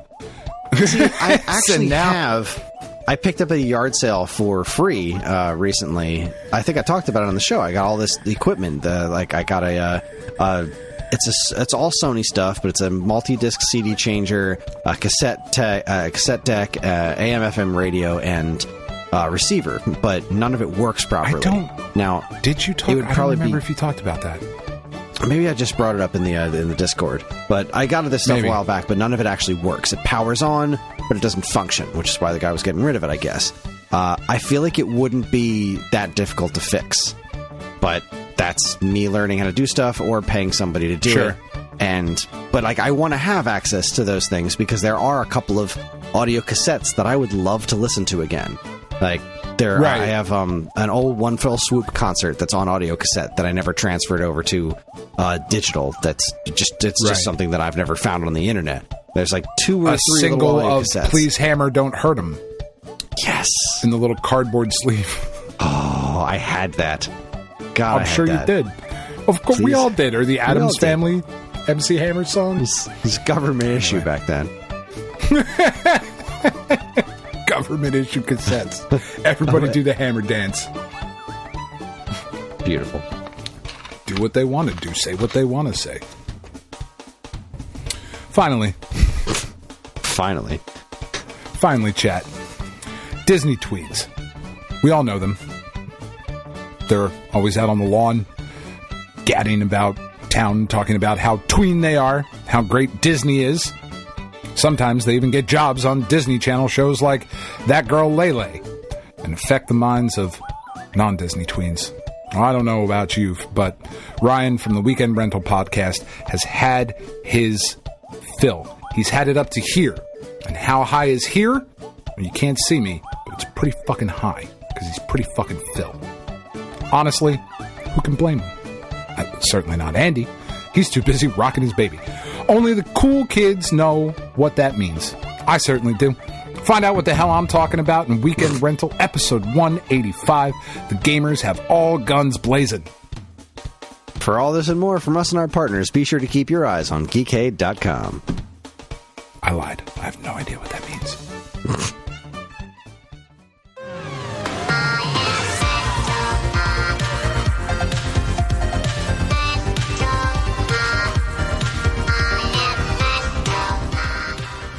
All right, everybody, we're back. This bundle is Skatebird. Oh, Skatebird. Boy. Dan's looking through Skatebird. Dan is living the exact reason why I can't get a Steam Deck.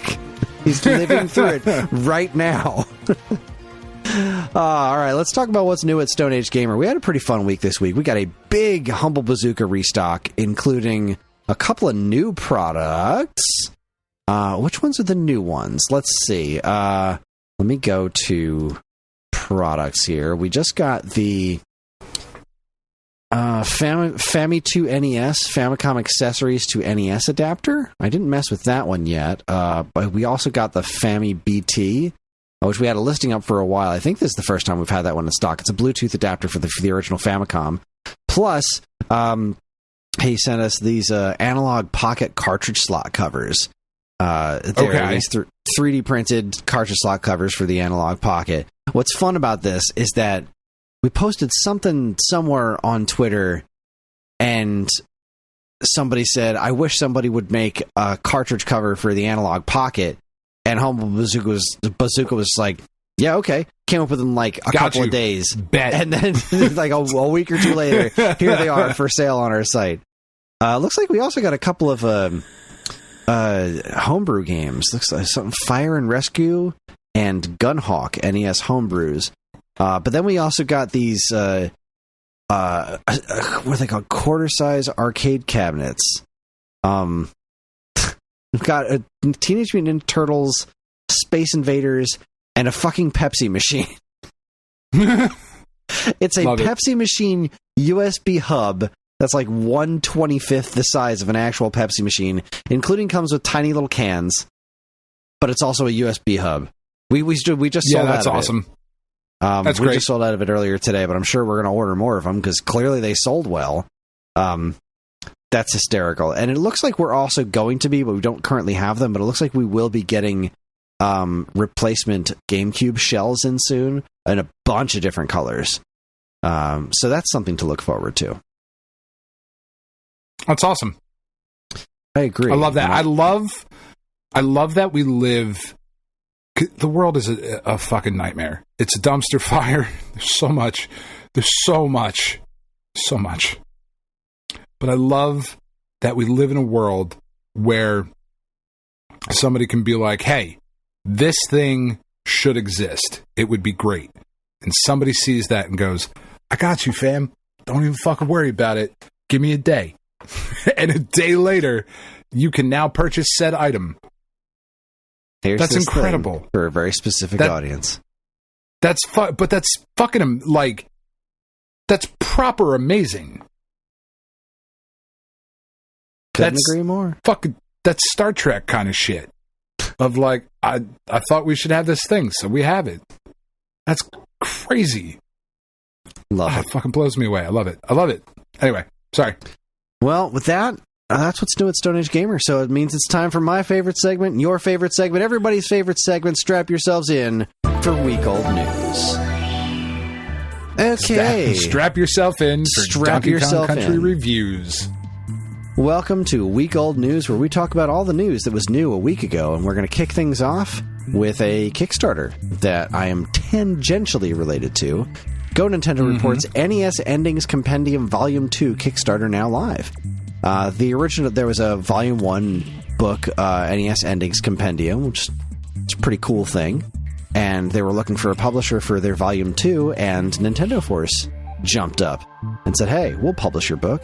And so we started a Kickstarter for it. It is currently live. It is also currently almost fully funded. I think we're at 95% earlier. Yeah, we're at $18,773 of our $19,900 goal. So I don't think we're going to miss it. But still, if this NES Endings Compendium book sounds interesting to you, please check out the Kickstarter. where you can see a bunch of sample pages of various NES endings printed on real-life paper, which looks really cool. That's awesome. Yeah. I love that kind of shit. Those books are so cool. I've seen the first book. I didn't actually purchase it because, again, money. But if I had money to spend on books like that, I absolutely would, because that's a really cool thing to have. Moving on, Time Extension reports Spelunky has just got an official port for the Commodore 64. Now, homebrew ports to platforms like Commodore 64 of real games, real games, like modern games, that's not unheard of. Real games. You hear about that kind of stuff happening all the time. But what's interesting about this is that it does not appear to be a homebrew so much as what they say on Time Extension. We found particularly interesting about this port is that it doesn't seem to be an unofficial fan project, as you'd expect, but an officially approved Commodore 64 version of the game developed with the backing of the original developer, Mossmouth. How weird. Cool. Yeah. That is really weird. Looks nice. I've never really gotten into the Commodore. That was never my never really my bag of tea, but hey, here we are. Moving along, IGN reports why Astrobot's innocuous Days Gone cameo has hit the headlines. Yeah. So apparently, a lot of people need to unpack a lot of things about what happened in that studio and with that game. Yeah. Some folks are... most of the companies involved that had their characters show up in Astrobot are like, that's cool. Hooray. But this fella, Mr. John Garvin here, let's see.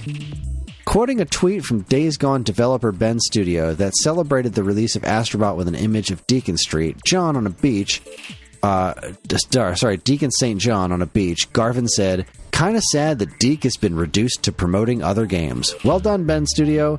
Way to protect your legacy.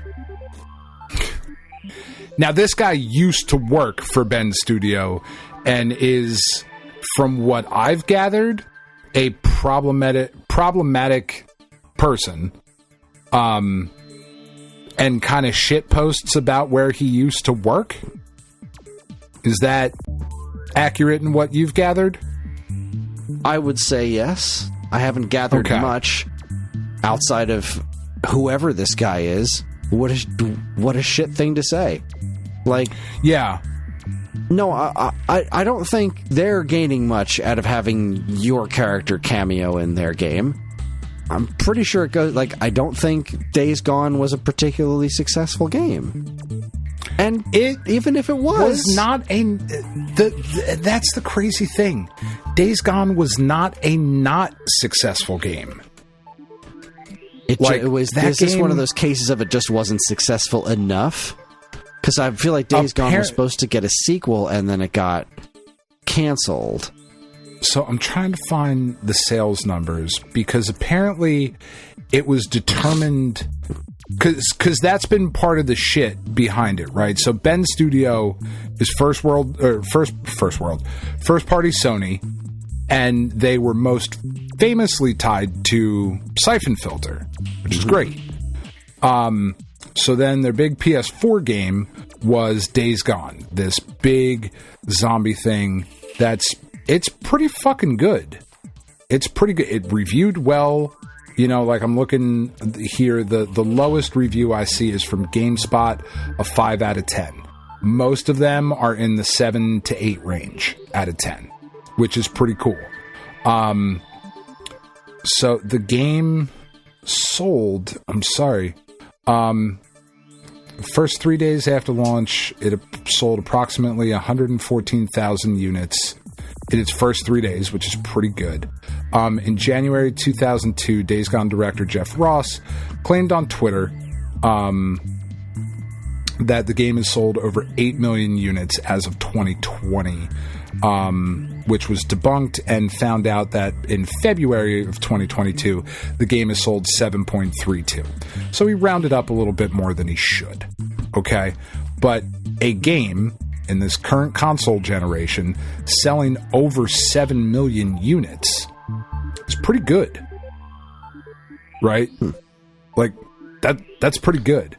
But apparently the hullabaloo around it has been that it was not good enough for Bend Studio, and they decided not to go with a sequel for it.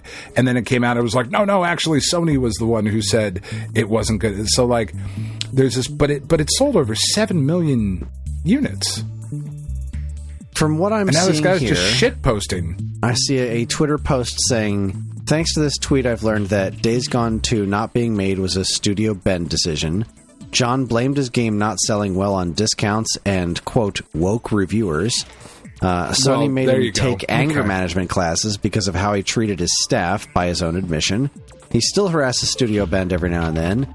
Bend repeatedly distances themselves from John. He left Bend to write for some NFT game that I can't tell what its fate is. And John's being really salty about a Game of the Year contender game, making a tribute to his character when he's at least partly to blame for the cancellation of said franchise, looking at the previous points. This comes from at Takeshi no Uta on Twitter. So this is all just silly. It is. This is all just a bunch of nonsense. It's a game people should still play. It's pretty fucking cool. And it's cheap. as has been a problem, apparently. Well, speaking of pretty fucking cool, Time Extension reports Retro Fighters is resurrecting Dreamcast's best fighting game controller. Say hello to the D6 fighting gamepad. This looks lovely. The last Retro Fighters Dreamcast controller left me scratching my head a little bit because it lacked 6 face buttons when there's plenty of room for that. Because it wasn't this? Yeah, this looks wonderful. This is what I want to play Marvel vs. Capcom on Dreamcast with. Yes. Like, this is what I want to play Dreamcast fighting games with. This looks wonderful. So I look forward. It's called the D6 wireless controller. I'm looking forward to learning more about it in the not too distant future. Retro Fighters typically makes really good stuff. They do. I love this fucking PlayStation controller that I have. I really do. It's really, really fucking solid. If it was liquid, that would be very strange. That it would be. You're not wrong. Time Extension also reports new Doom cheat code surfaces after 27 years. I saw that. It's amazing. Let's see. At Memory Fallen on Twitter says, here's a cheat code for the Saturn version of Doom that I think has gone unnoticed since 1997. Pause the game and press X right B Y X right B Y, and the walls will become semi-transparent. Sure. Amazing. Exactly. Love everything about it. Nothing about that is bad. Marvelous. That rules. I have no other comments. The story is perfect. 10 out of 10, no notes. As is. Yep. All right, Polygon reports the Analog Pocket arrives with Game Boy Color tones on September 12th. So we got a whole slew of Analog Pockets that are going to sell out instantly and be scalped for hundreds of billions of dollars. But they look real pretty. They do, and I really did want one, and I no longer do. Right, because you have a Steam Deck. I don't. Yeah. I feel like I don't need it. Totally different form factor. Doesn't matter. Still redundant. Matter. Still redundant. Yeah. All right. Let's keep this train moving here. Oh, boy. All right, so this is going to be the first in a series of really unflattering PlayStation stories. Push Square reports Sony increases PS5 controller prices in US, Europe, and more. Yeah, it's not what you want. Is this... I could be wrong, but this feels kind of unprecedented to me. Like, I can't think of another time when first-party controllers have just been like, you know what? This is $10 more now. This is $5 more now. We haven't done any changes. This isn't a special edition. We're just increasing our prices mid-generation. I don't know that it's never happened, but I have to imagine it's never happened. Yeah, I can't think of another instance where it has. It just strikes me as weird. Like, controllers have come out that are crazy expensive. Right, like that Xbox Elite controller, that PlayStation Elite. Yeah, like that's happened. But for the vanilla, run-of-the-mill regular old controller to get a price increase 5 years in is pretty fucking wild.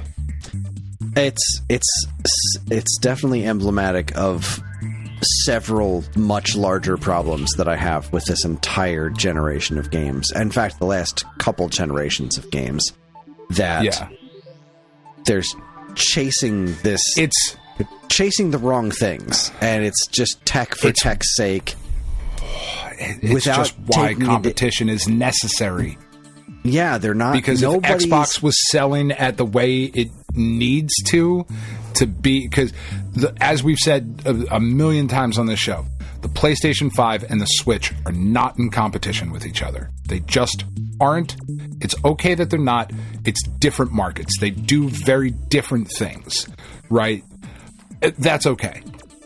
The Xbox is the competition for the PlayStation and vice versa. And because Sony is eating Microsoft's lunch currently, they are doing shit they shouldn't.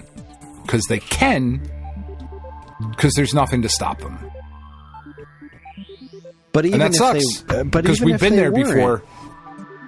Even if they weren't, there's still this underlying problem, which Microsoft is just as guilty of, is this tech for tech's sake.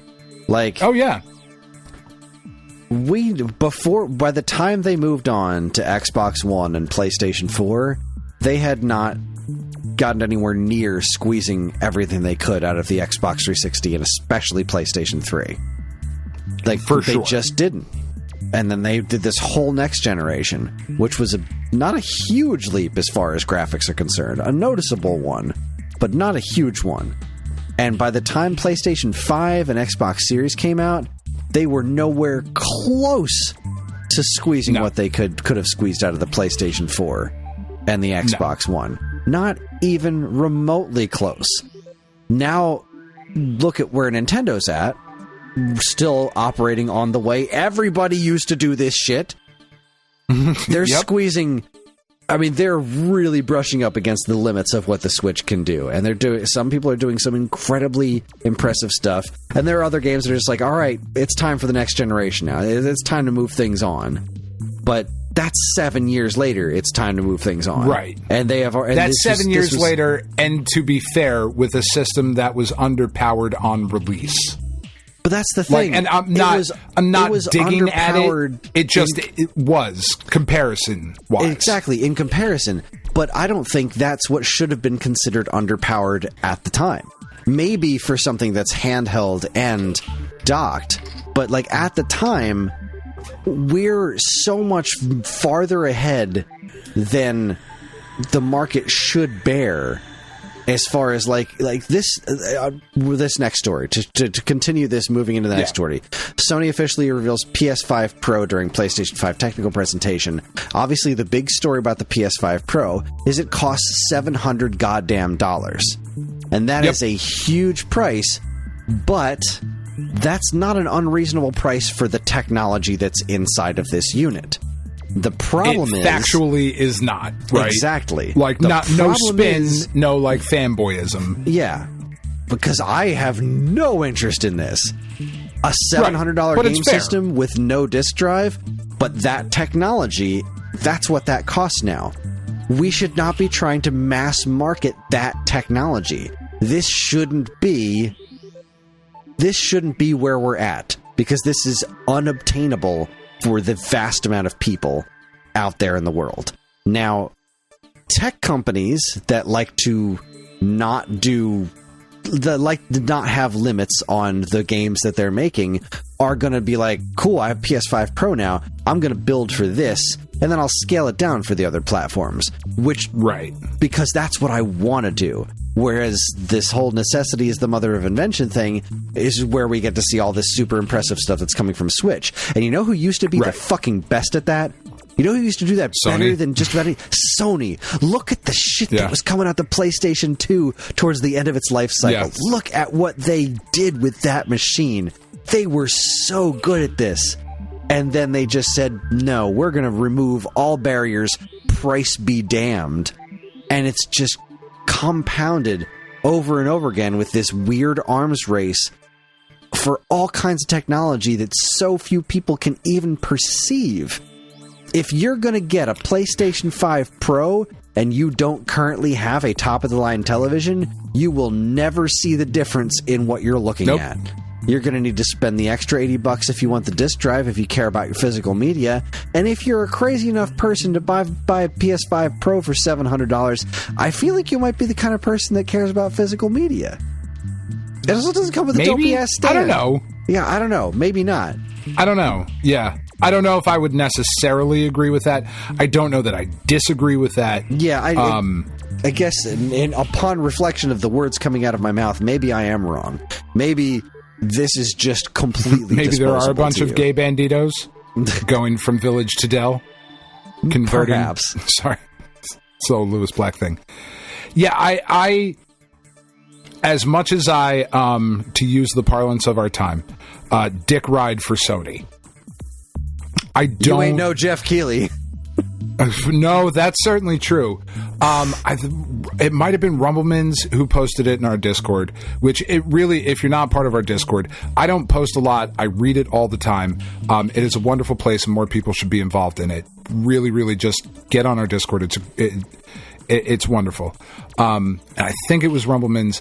If it's not, and I am miscrediting, I apologize. But summed it up by saying one of the games that Sony showed off in the PS5 Pro, look at what it can fucking do, was a PS5 port of a PS4 game. Like that, the games are not there.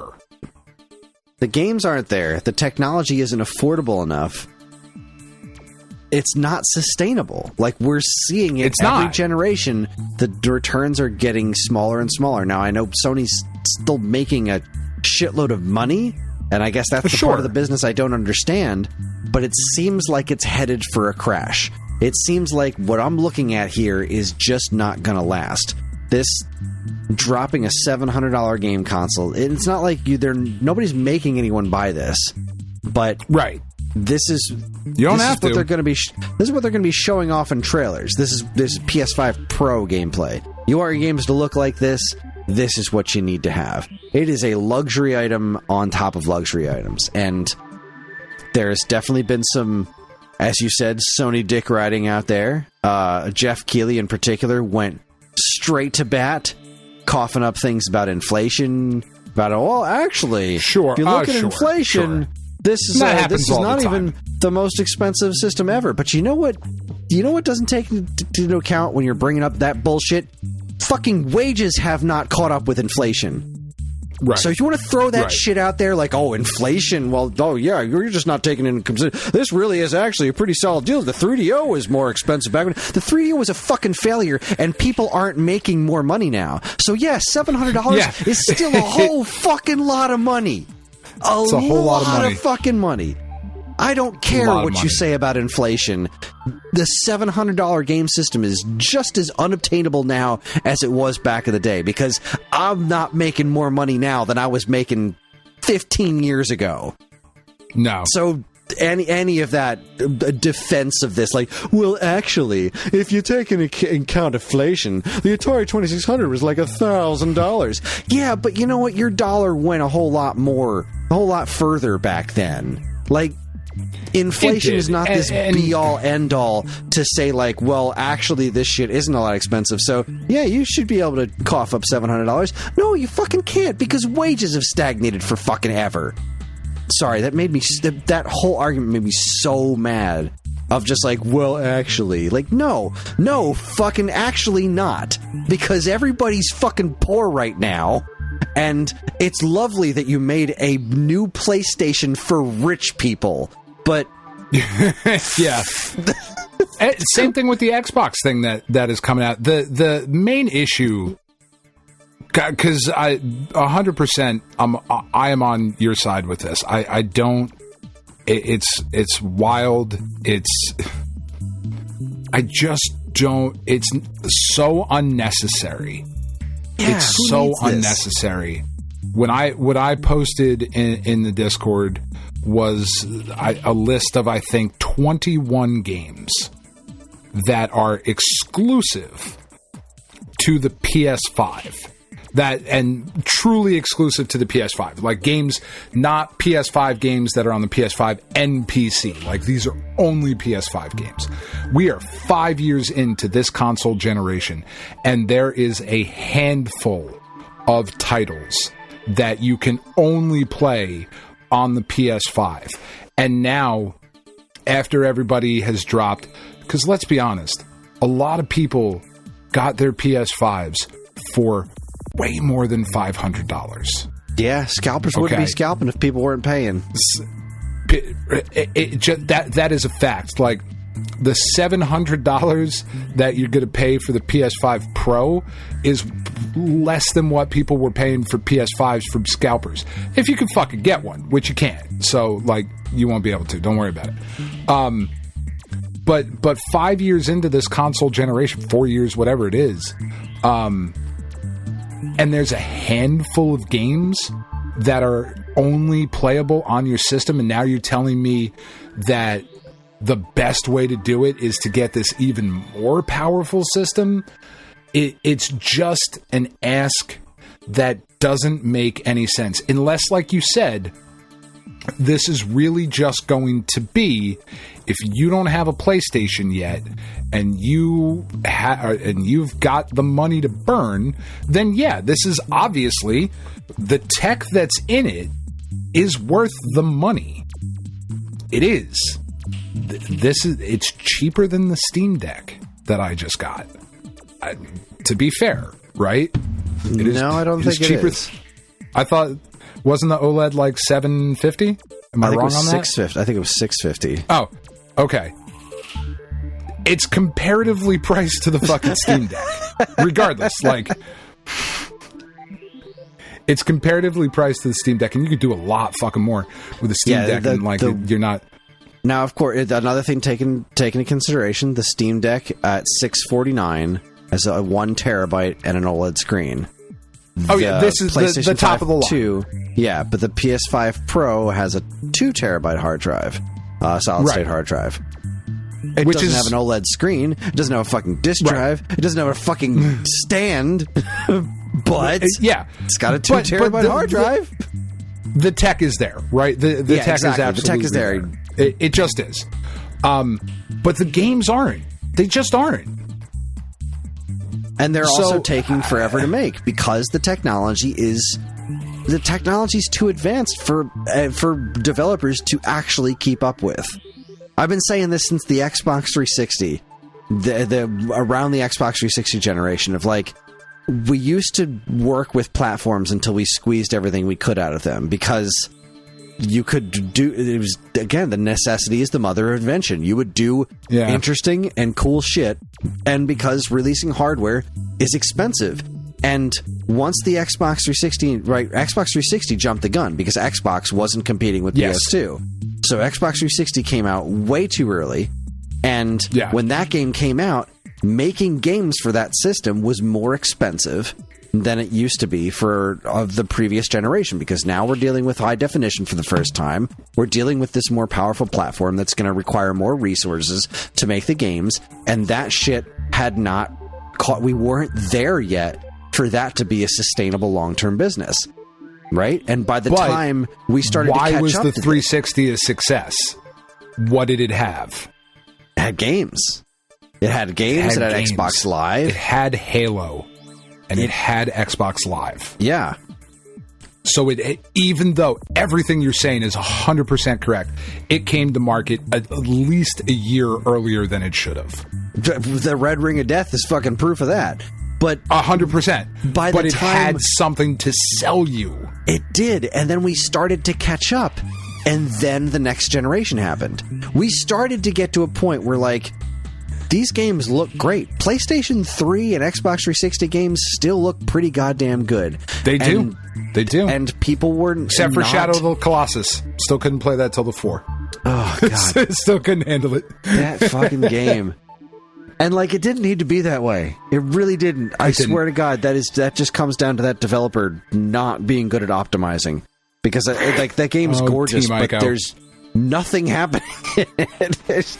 No, there's not. Giant open fields and then a boss, and it's gorgeous, and I love that game. I do, but like, I swear to God, they should have just had somebody else be like, all right, optimize what are we doing here? They should have gotten somebody from Nintendo, like R&D1. No, they should have gotten someone from Konami, right?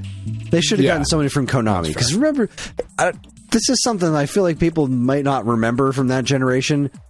One of the earliest games on PlayStation 2 was Metal Gear Solid 2. And that is still one of the best looking games on that platform. Yeah. Kojima and his team at Konami were fucking wizards. They were. Absolute wizards. That game unreasonably good looking for PlayStation 2.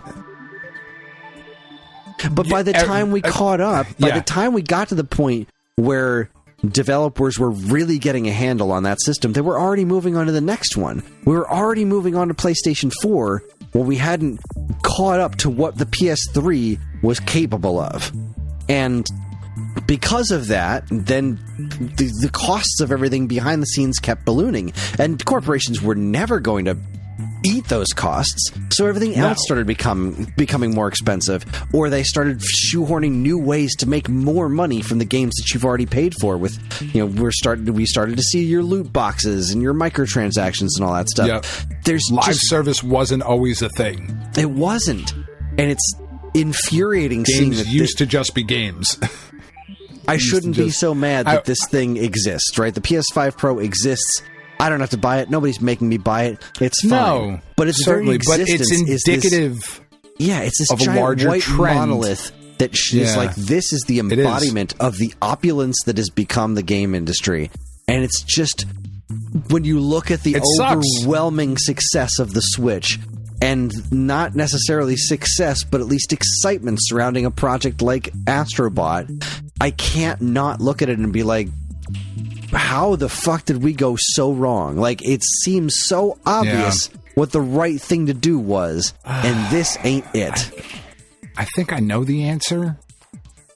And, like, as much as it pains me to say, because he is a man that I have grown to love. I didn't love at the beginning, and then I got it. And I was like, fuck, now I think I have to be angry at you again. I think it's kind of Steve Jobs' fault. Because we all got on the cell phone upgrade train, and that became a thing with the iPhone. Right. And the reason that I pinpoint iPhone over other cellular devices is because when we were younger and phones first came out, there was a reason to upgrade your phone, not your iPhone, before iPhone. If you had a cell phone, there was a reason. Every couple of months, there were innovations that were happening. Mm-hmm. You know, when you went from those Nokia candy bar phones to, like, this one has a fucking fold-out keyboard, and, like, holy shit, that's insanity. And, like, just there were these big technical leaps.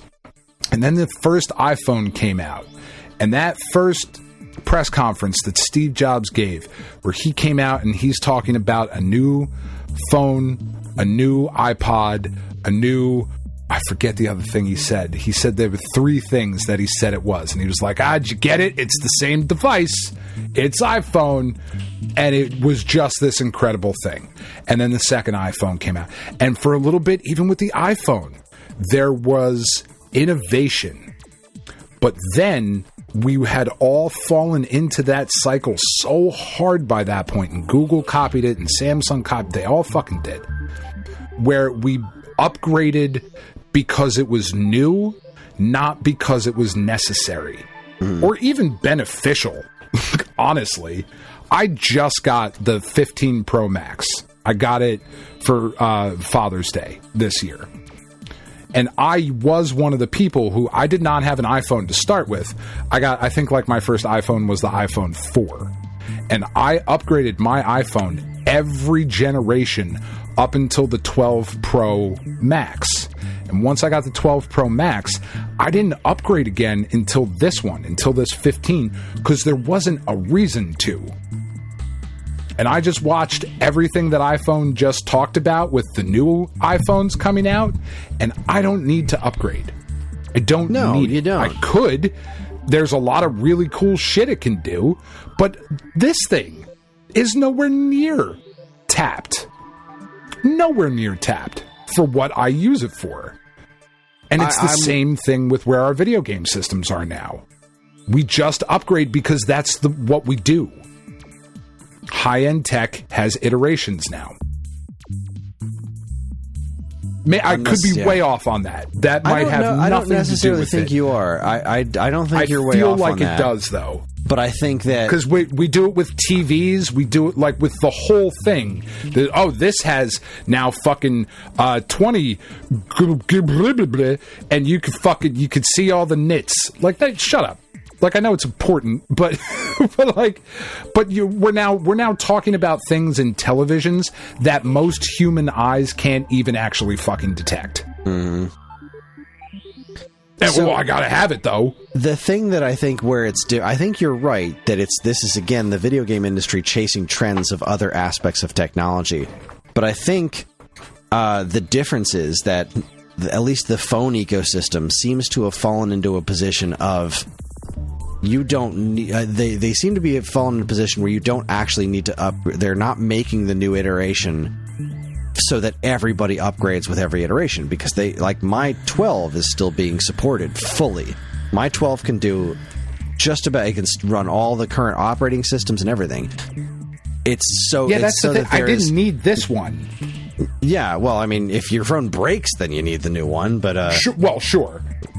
Like, I'm feeling right now, I still have the 12. It still works perfectly good, but there have been a lot of advancements in the cameras over the last couple of generations since the 12. And so, yeah, I could use a nicer camera for the stuff that I do for work. That's why I would think about... 14 would be fine. Yeah, exactly. 14 would be fine. And I can still get a 14, brand new. They still sell all these different iterations. And I feel like with the phone industry, they're doing these small iterations instead of having we're not going to do a big, huge launch with a whole shit ton of new things. We're just going to release basically every prototype that we come around on because we can afford to do it that way. And you don't have to upgrade with every new thing, right? It's fallen into this... It seems to have righted itself where customers in general don't be like... Some of them are always going to be willing to blow money on, I got to have the newest phone every time a new phone comes out. But by and large, people can hang on to their old phones, and it's going to be okay. There's enough of an ebb and flow to keep it sustainable. Exactly. Like, for them. I have the 12, but people on 10s are be like, well, you know what? I think it's about time I upgraded. So then they would, and they won't upgrade for another 6 or 7 years, but other people will do it year in and year out. It seems like they've found a way to make that process sustainable. Video game consoles are not like that. Video game consoles are not phones. Because it's not monthly payments. It's not monthly payments, and it's also they're just bigger machines. I mean, Nintendo would iterate on shit all the time. It's like, you didn't need to have a new 3DS XL. They just They didn't stop selling the old ones. It's like, here's the 3DS or the new 3DS. Here's the difference between them. It's just like the Switch and the Switch OLED. Like, you want to save a little bit of money, you're not going to be playing it handheld all the time, or you don't care about super high fancy OLED screen, get the normal priced one. It's fine. Having different models isn't necessarily the problem. It's not. The regular PlayStation 5, which we have not even sniffed the cap of what that thing is capable of, is $500. That's already pretty pricey for a lot of people. It is. And this is $200 more with no disk drive. Fucking bonkers. I would feel... if this was $700 and it had the disk drive and it came with the fucking whatever the PlayStation Elite controller is called, I don't care about it, so I don't even know what it's called. Whatever their fancy controller. Yeah, I know what you mean. Do you remember off the top? It's like $120 or something like that. I think so. How much fucking is it? I know. I know the Xbox one's super expensive, but I know what you're talking about. Yeah, the PlayStation. I'm gonna fucking look it up. I should have done it while you were talking, but whatever this Elite controller is, the PlayStation. No, the Pulse Elite is the wireless head. The DualSense Edge. That's the one. There you go. Okay. So the DualSense Edge is their elite, fancy, big deal. It's $200 fucking dollars on the PlayStation website. This controller, whatever. I don't know if it's worth it. I could not fucking care any less about any of the shit that it does. I think the DualSense, honestly, I think is one of the best controllers I've ever used. I feel it is 100% worth the price that it is. Even with the $5 price increase, I feel like you are getting value for your money there. But this thing, it's $200. If the PS5 Pro had the DualSense Edge and a disc drive, it's $700. Okay, I get it. I see what you're doing. The games aren't there yet, but they're gonna be there. Right, you have to assume at some point they're going to be there theoretically before the PS6 comes out. But at the same token, we're still releasing PS4 games, right? And it made sense when the PS4 Pro came out. I got one right away, and it made sense for me because, like a lot of people, my PlayStation 4, not the Pro, but the PS4, sounded like a fucking jet engine taking off. Because the games that were coming out were legitimately pushing that system, because it was all clogged with dust because it was poorly designed. But it was pushing that system very, very hard. And the thermal paste that was used in it was shit.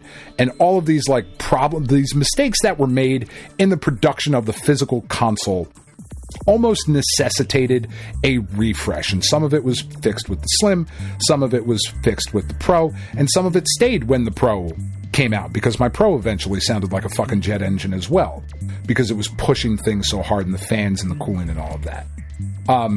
But there felt like with the PS4 Pro that there was a legitimate upgrade happening, because enough games had come out that were pushing the system graphically intensively that there was a noticeable reduction in load times and all of that stuff.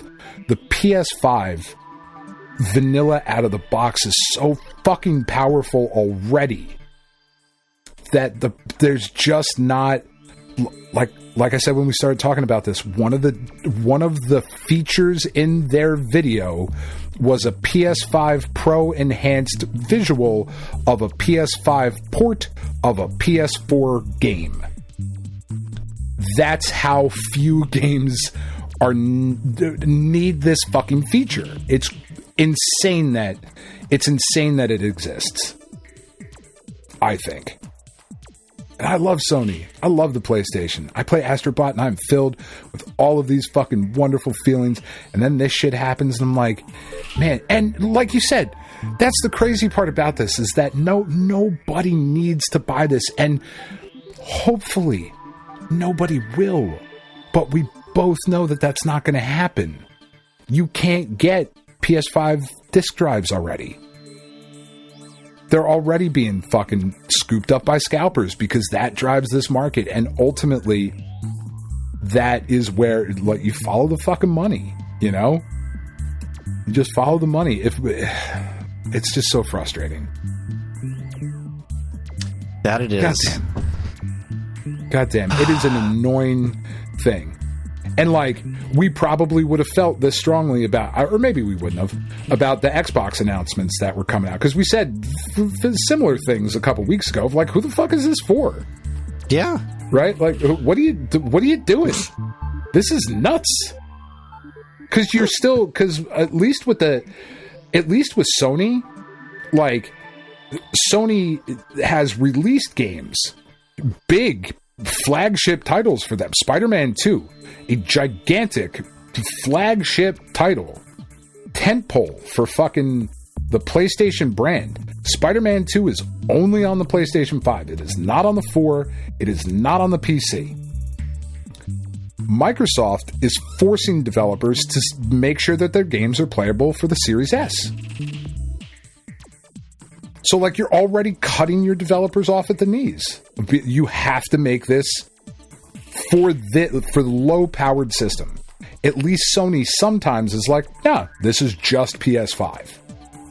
You know? So, like, at least there's that part of it. And games that come in the future, like this Wolverine game, that that they're working on that I hope is this incredible experience like Spider-Man 2 was. That's going to be PlayStation 5 only, and that's all. I mean, it'll eventually come to PC, I would imagine, but that's not going to be a PS4 game. But that's next year. Okay, maybe it's next year. I think we got a trailer that had a hand popping claws. That was it, on a bar top. Could be anything. There was no gameplay or anything. It could be 2 years from now. So,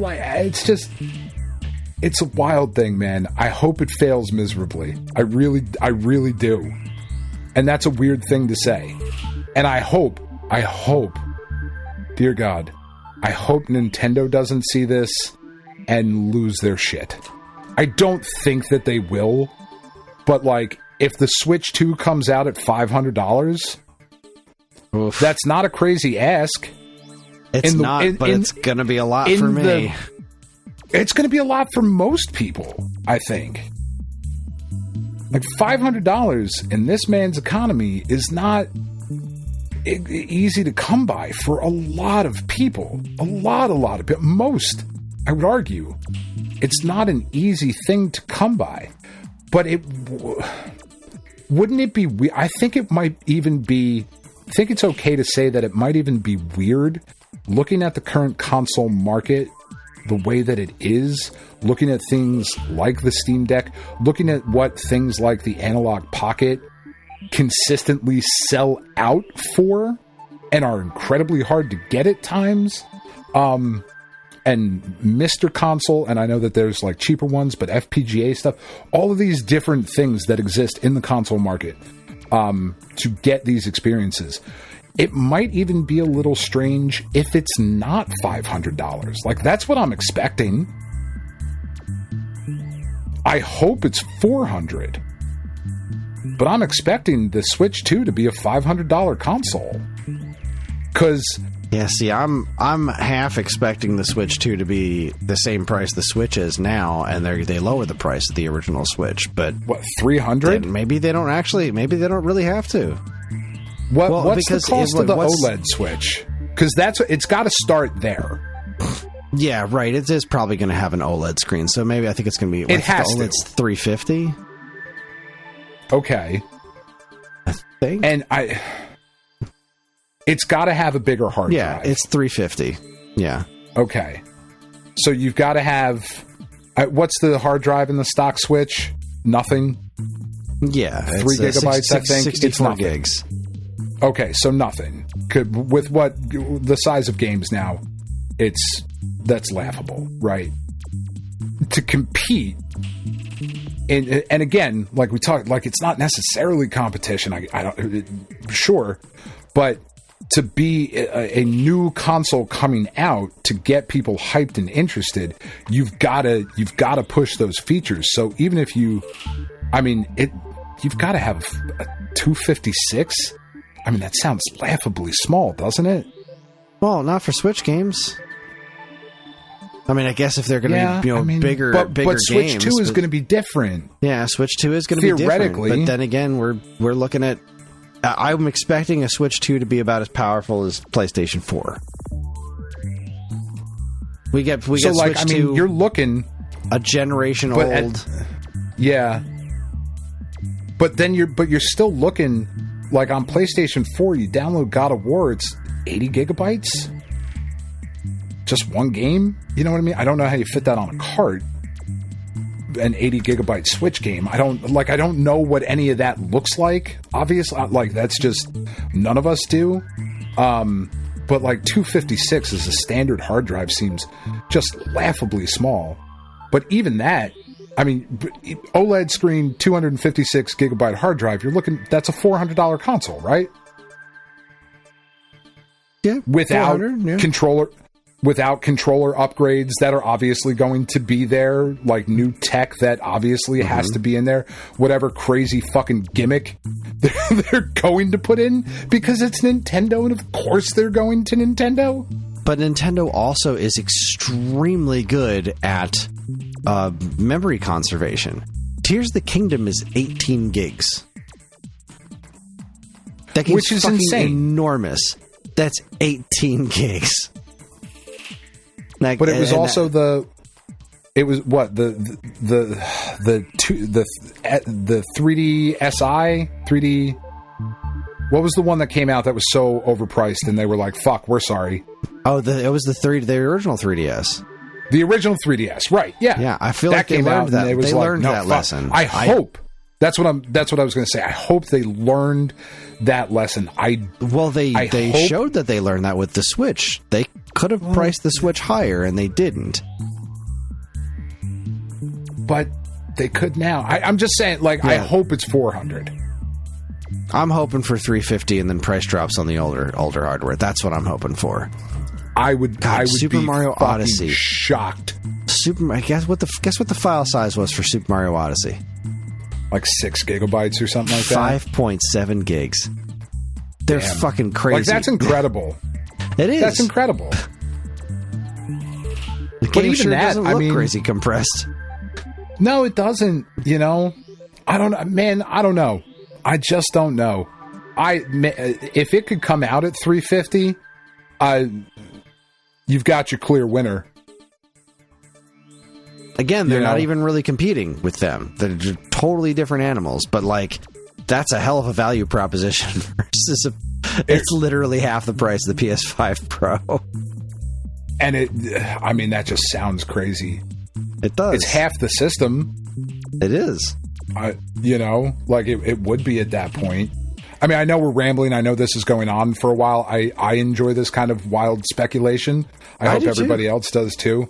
Because I really, really hope, for the sake of the industry, I want, again, help us fucking Nintendo Juan Kenobi. You're our only fucking hope. Every goddamn time Sony and Microsoft and Sega, which we're still going to talk about here in a little bit, and 3DO and Neo Geo and everybody fucking else comes in and they're like, all right, we see what you're doing and you're super successful, but did you know you could have all of the success? Here's how we're going to do it. And then they fuck it up, and then Nintendo has to come in and be like, all right, you assholes, Dad's home. Remember when you didn't buy the GameCube? Fuck you. Why didn't you do the dishes? You have to do your chores by 5 o'clock. I get home at 5:30 and the dishes aren't done. Why didn't you do them? Now I have to beat you with a belt. I hope they do, man. I really hope they do. Because I do too. I have some real thoughts and hopes and wishes and dreams for the Switch 2, and I just feel like if they push the Switch 2, further beyond the price of the Switch 1 where it is now, it's not gonna have that same accessibility, right? That price point, even at 400, that's a pushing a jump. it. 400 sounds so much more than 350. It does. It's not so much more. It's really not. It sounds like it, and but it feels like it. More. Yeah. If they really want to hit the same kind of numbers that they did with Switch, that affordability was such a huge part of that, and I feel like Nintendo knows that. They were very aggressive with pricing that system, but then never dropping it. It's been on the market for 7 goddamn years, and that system is still $300 for the base Switch. And the way they supplement that price, instead of doing price drops, they include software. They'll do bundles at the holiday season, and that's a smart way of doing it. It's a very smart way of doing it. But now with a new system, they need to differentiate it enough from the original Switch so they don't fall into a Wii U trap. So dropping the price of the original Switch down to $200, $250 for the OLED, or $225 for the OLED even, right? You got to make there be a decent amount of price difference between the Switch and the Switch 2 so that people notice that one is a different system than the other. But you also don't want to abandon the existing Switch market because it's still a viable platform, as evidenced by the fact that people still have it. You turn that into your budget option, make the Switch 2 fully backwards compatible, so that when people do eventually upgrade, they can keep their entire software library and move right on to the next one. Right. I think that also speaks to having to have that bigger hard drive, too. It does. Because now I'm bringing my old games with me, too. Well, see, that's the difference. Yes and no, because on one hand, you would want a bigger internal hard drive, but you also don't need to go as crazy with it because the Switch can be extended. Sure. The Switch's memory can be extended through micro SD cards, not through more hard drive stuff. So, micro SD card, getting yourself bigger. You want to have a huge ass library of games? Get a big ass micro SD card. Get a terabyte card. You can do that. You don't need to do that, but you can. And that is an easier proposition than buying a hard drive to expand on your PlayStation's massive amount of memory, but also knowing that companies make games for PlayStation and they don't take things like compression into account. They don't take in file sizes into account. That's why these things... Yeah.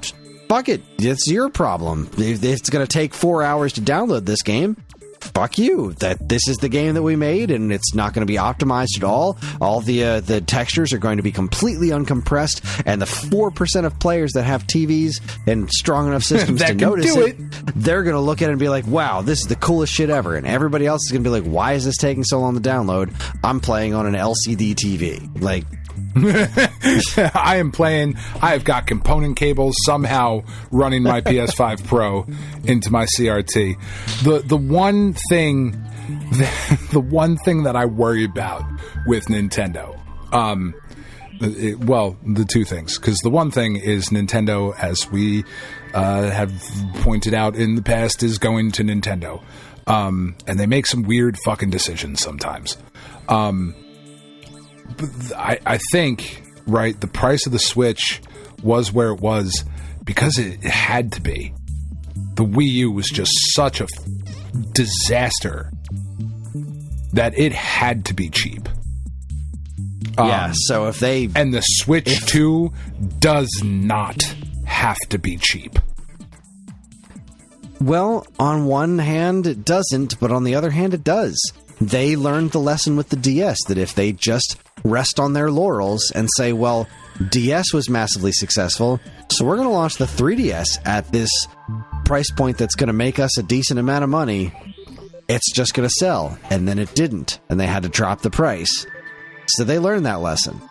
I don't think they want to go through that again. Man. I want to be as wrong about the Switch 2 as you and I both were about the Switch in our initial impression. That is how wrong I want to be. I really hope that they don't drop it at some sort of big price, because if they do, I doubt it's going to be not successful, but it's not going to be as successful as it could be. And I think the fact that they're waiting this long, it's not dead in the water. No, it's not. But it's also, you're pitting that against the PlayStation 5. Now you're looking at, I can get this Switch 2 or I can get a PS5, which is way more powerful for the same price. But the one thing Nintendo will always have is exclusivity. Yeah, as much as I hate it, they will always have Nintendo. Like we were talking about it earlier in the week. Again, join our Discord. I have to have a Nintendo platform because I cannot play Advance Wars any other way. You know, and there are games on that platform that mean enough to me that I have to have one at some point. You know, I've got to play through it. Whereas with Metal Gear Solid Delta, like, I have to play Metal Gear Solid Delta when it comes out this year. But I have a lot of options of where I can play that one. Yeah. I don't have to have a Switch for it. And that is a huge, like, I'm breaking news. That is a big point in Nintendo's favor. The only place you could play the new Legend of Zelda or Metroid Prime 4 is on a Nintendo platform. Yep. So, man, I want to be wrong. I really do. I really, really do. Well, to rein things back into week-old news. That's what we were talking about. Not just Sony. Push Start reports Sony to start selling refurbished PS5 consoles.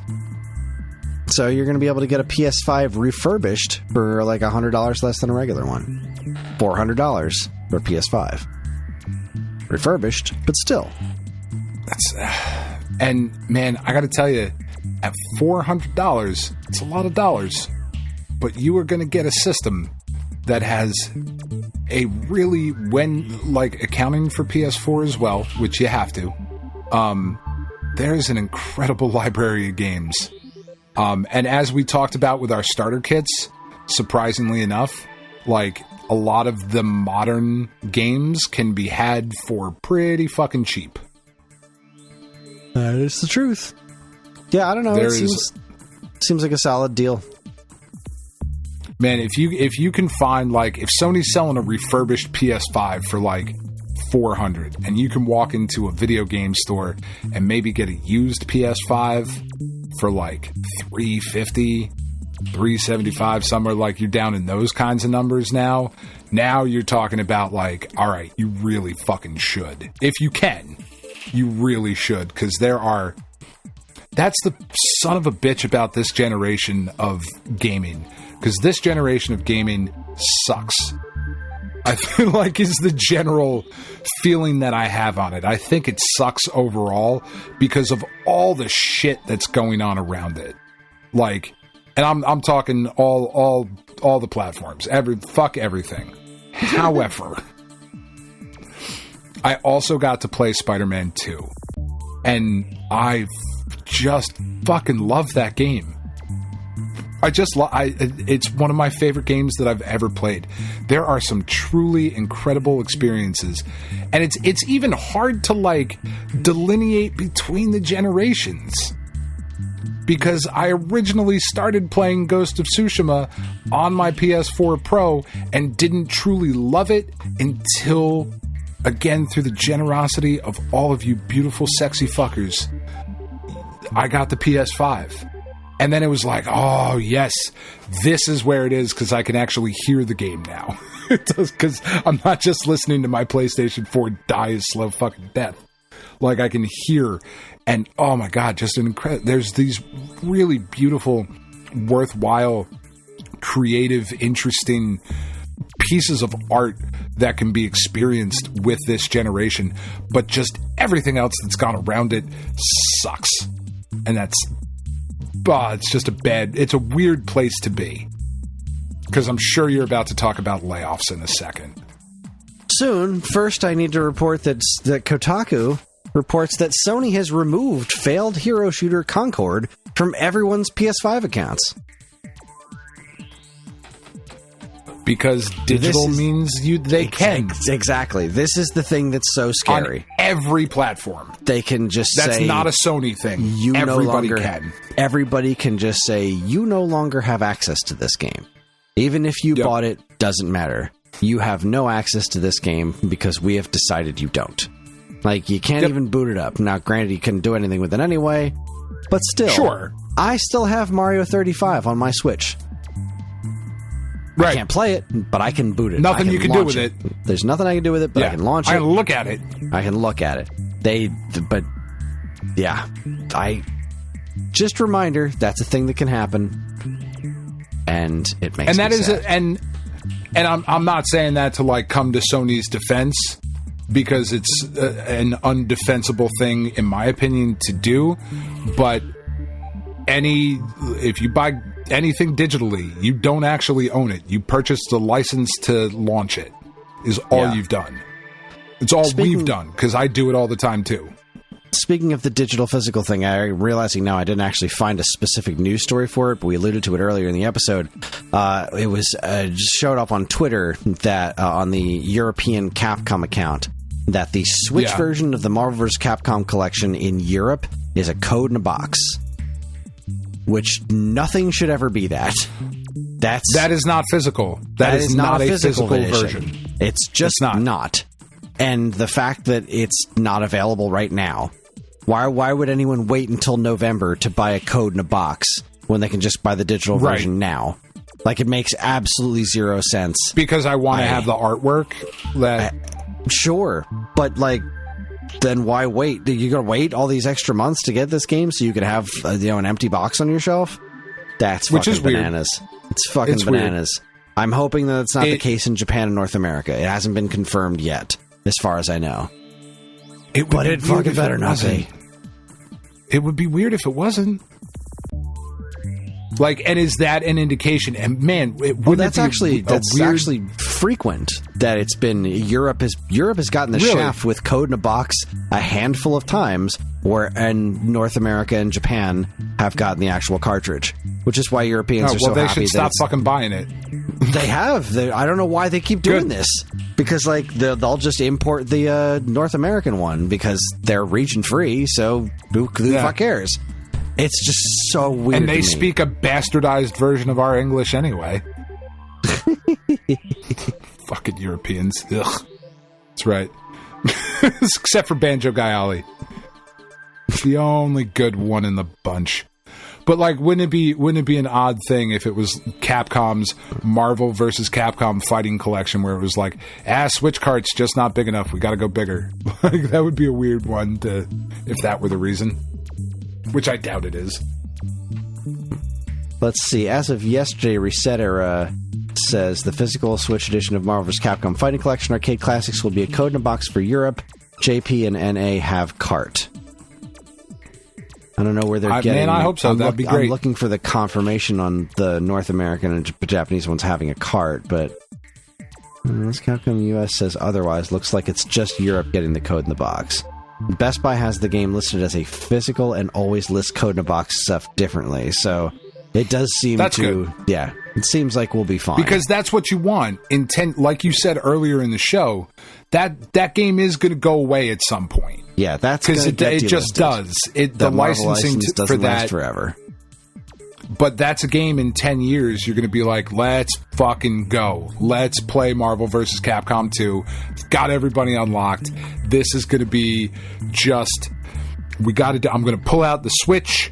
I'm going to pull out my Pro controllers, and we are going to sit down, and we are going to just take you for a ride. We are going to... Thank you. I was struggling there. I'm struggling because I'm looking for... I wanted to mention, and this feels like a good place to mention it. I just can't find... I took a fucking screenshot, I think, of what my kids are doing. My kids have joined... No, that's not fucking it. My kids have joined an after school because they started high school this year. And one of, I think, the coolest things their high school is doing is one of their after school clubs is an esports club. And they are the list of games that they are playing is really cool. They're playing Splatoon 3. They're playing, because they all have to be like teen or less games. And I thought I took a picture of the games that they were playing, but I can't find it. Anyway, I bring that up just to say, one, it's really cool that I think the school is doing that. But two, it's also something that, like Marvel versus Capcom, you want to do that. You want to have that physically in the future. So your after school club can be like, we're playing Marvel versus Capcom. And it doesn't matter that it's not online. Yeah, they're doing like Splatoon 3, Super Smash Brothers, and like they're going to go play other schools. Which is amazing. That's really fucking cool. Isn't that cool? Like, that's so fucking cool. And they're so excited about it. Like, Katie came running in and she was like, I got to bring my memory card because I went today and they didn't have Olimar unlocked. They don't have everybody unlocked for Super Smash Brothers. And I was like, all right, dude, like, fucking relax. It'll be okay. You'll get there. That's just unacceptable. I'm an Olimar main. I'm like, all right, that's fine. Let's get at it. Oh boy! All right, here comes some fun news from Pure Xbox. Xbox is cutting 650 more jobs, confirms Phil Spencer in letter to employees. Quote: I know that this is difficult news to hear. I'm sure you do, Phil. Yep. I'm sure you do. I'm sure you're crying as you drive home and as your voice to texting in your fucking Bentley. You prick. Now, IGN has a sort of a follow-up to this. Microsoft layouts hit Call of Duty Warzone Mobile, which, quote, didn't hit as big as hoped. Yesterday, Xbox boss Phil Spencer sent a memo to staff verified by IGN that outlined a further 650 layoffs at Microsoft's gaming business. These layoffs follow the 1,900 made earlier this year and bring the total up to an eye-watering 2,550 since Microsoft's $69 billion acquisition of Activision Blizzard last year.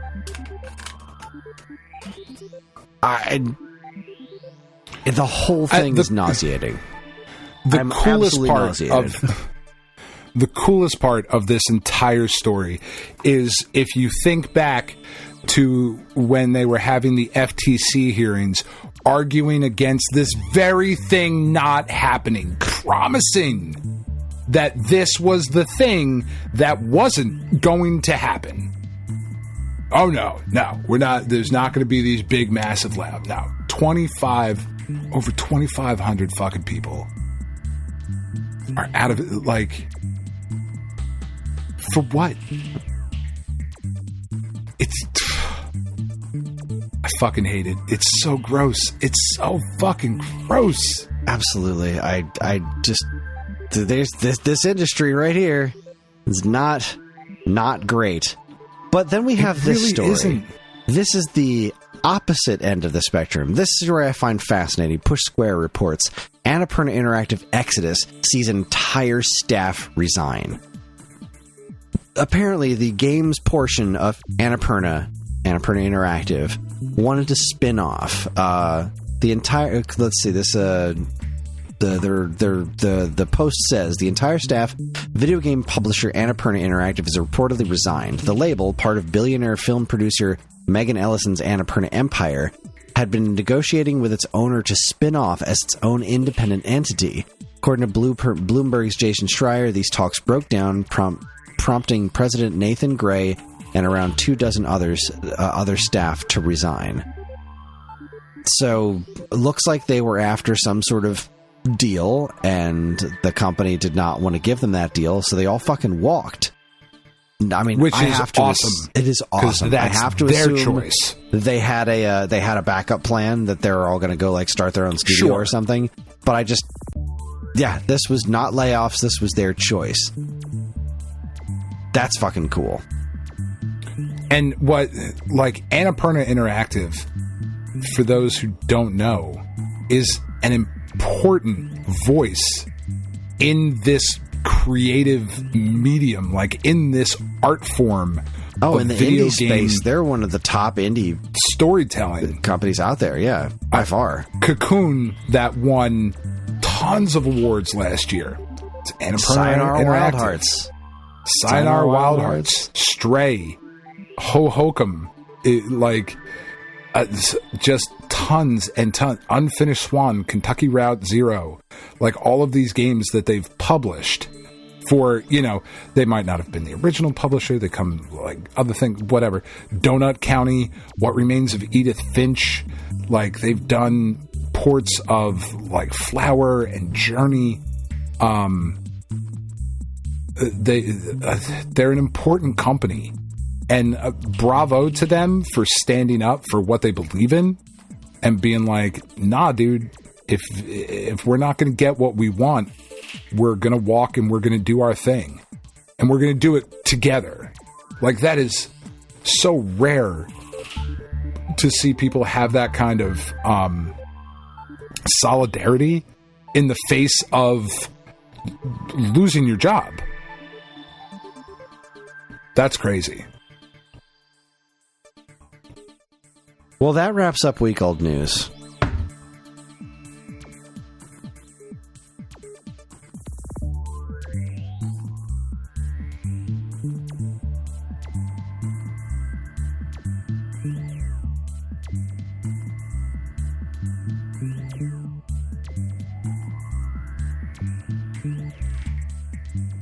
That was fun. That was good.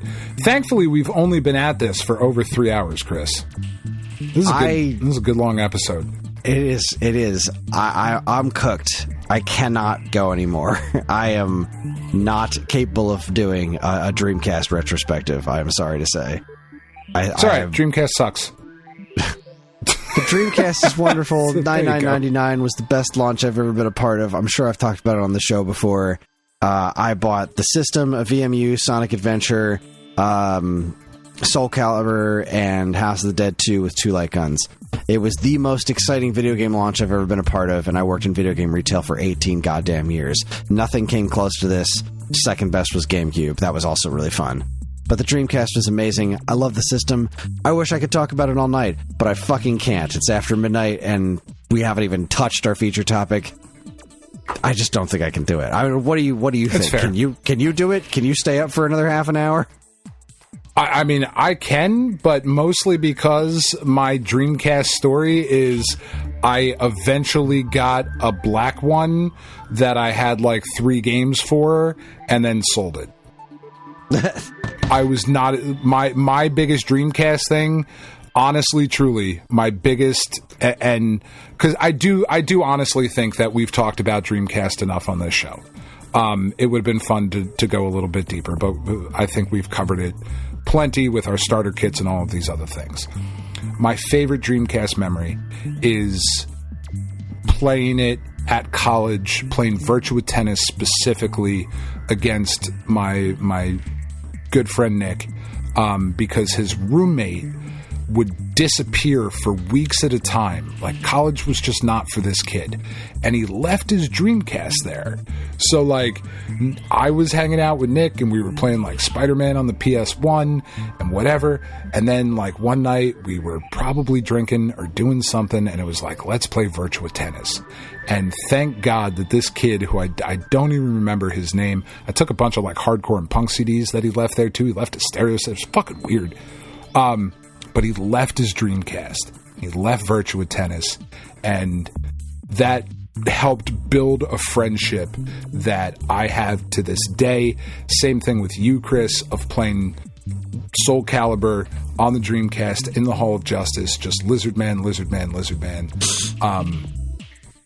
It's a wonderful system with quirky games. And what I miss about the Dreamcast is that it was one of the last alternative systems that had a solidified, interesting, in my opinion, identity. Sega games were fucking so Sega. You know? Yeah. They were so fucking specific in the way that Nintendo is so specifically Nintendo, in the way that Sony used to be so specifically Sony.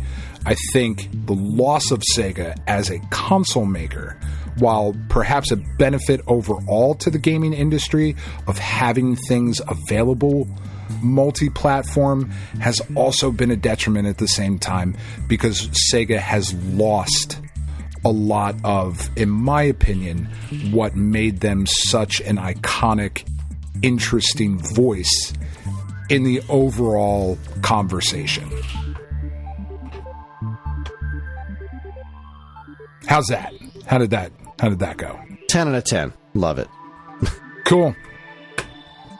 All right, everybody. No second break for you this time. I'm going to die if I don't end this episode. We're at 3.5 hours. Well, we talked for like 20-something beforehand, so you're getting a solid 3 hours out of us. Still. But that is going to be our show. Thanks for listening. Join us next time when we're going to be chatting with some people from Bitwave Interactive or Bitwave Media. I can't remember the actual name. Bitwave. They brought us the new Gimmick 2, and we're going to be interviewing them and talking about how the game came to be and whatever else we can think of to talk to them about. Because I have a lot of questions. I want to talk about how do you get a physical game made? Why'd they go with limited run, et cetera, et cetera. It's going to be a good time. So we will have that conversation next week. There it is. We're on most social media platforms, and if you want to get in touch with us, we aren't very difficult to find. All it takes is a quick look at our show notes, and you'll see links to our social media accounts, as well as all manner of other fun stuff, like a link to our namesake, StoneAgeGamer.com, and more useful links than you can shake a joystick at. If you'd like to get early access to this show's episodes, as well as a bevy of other shows on the Geekade Podcast Network, check out our Patreon, also linked to in the show notes. It helps keep this show running week after week, and all our patrons are loved and appreciated. This show's theme song, Squared Roots, was written by Banjo Guy Ali. You can learn all about his wonderful music and more by following the link to his YouTube channel, also in the show notes. And finally, as always, we'd like to thank our intrepid editor, Evan, for making the show listenable for all you folks, and we'd like to thank all you folks for listening in the first place. That is it. On behalf of Dan and myself, keep playing games.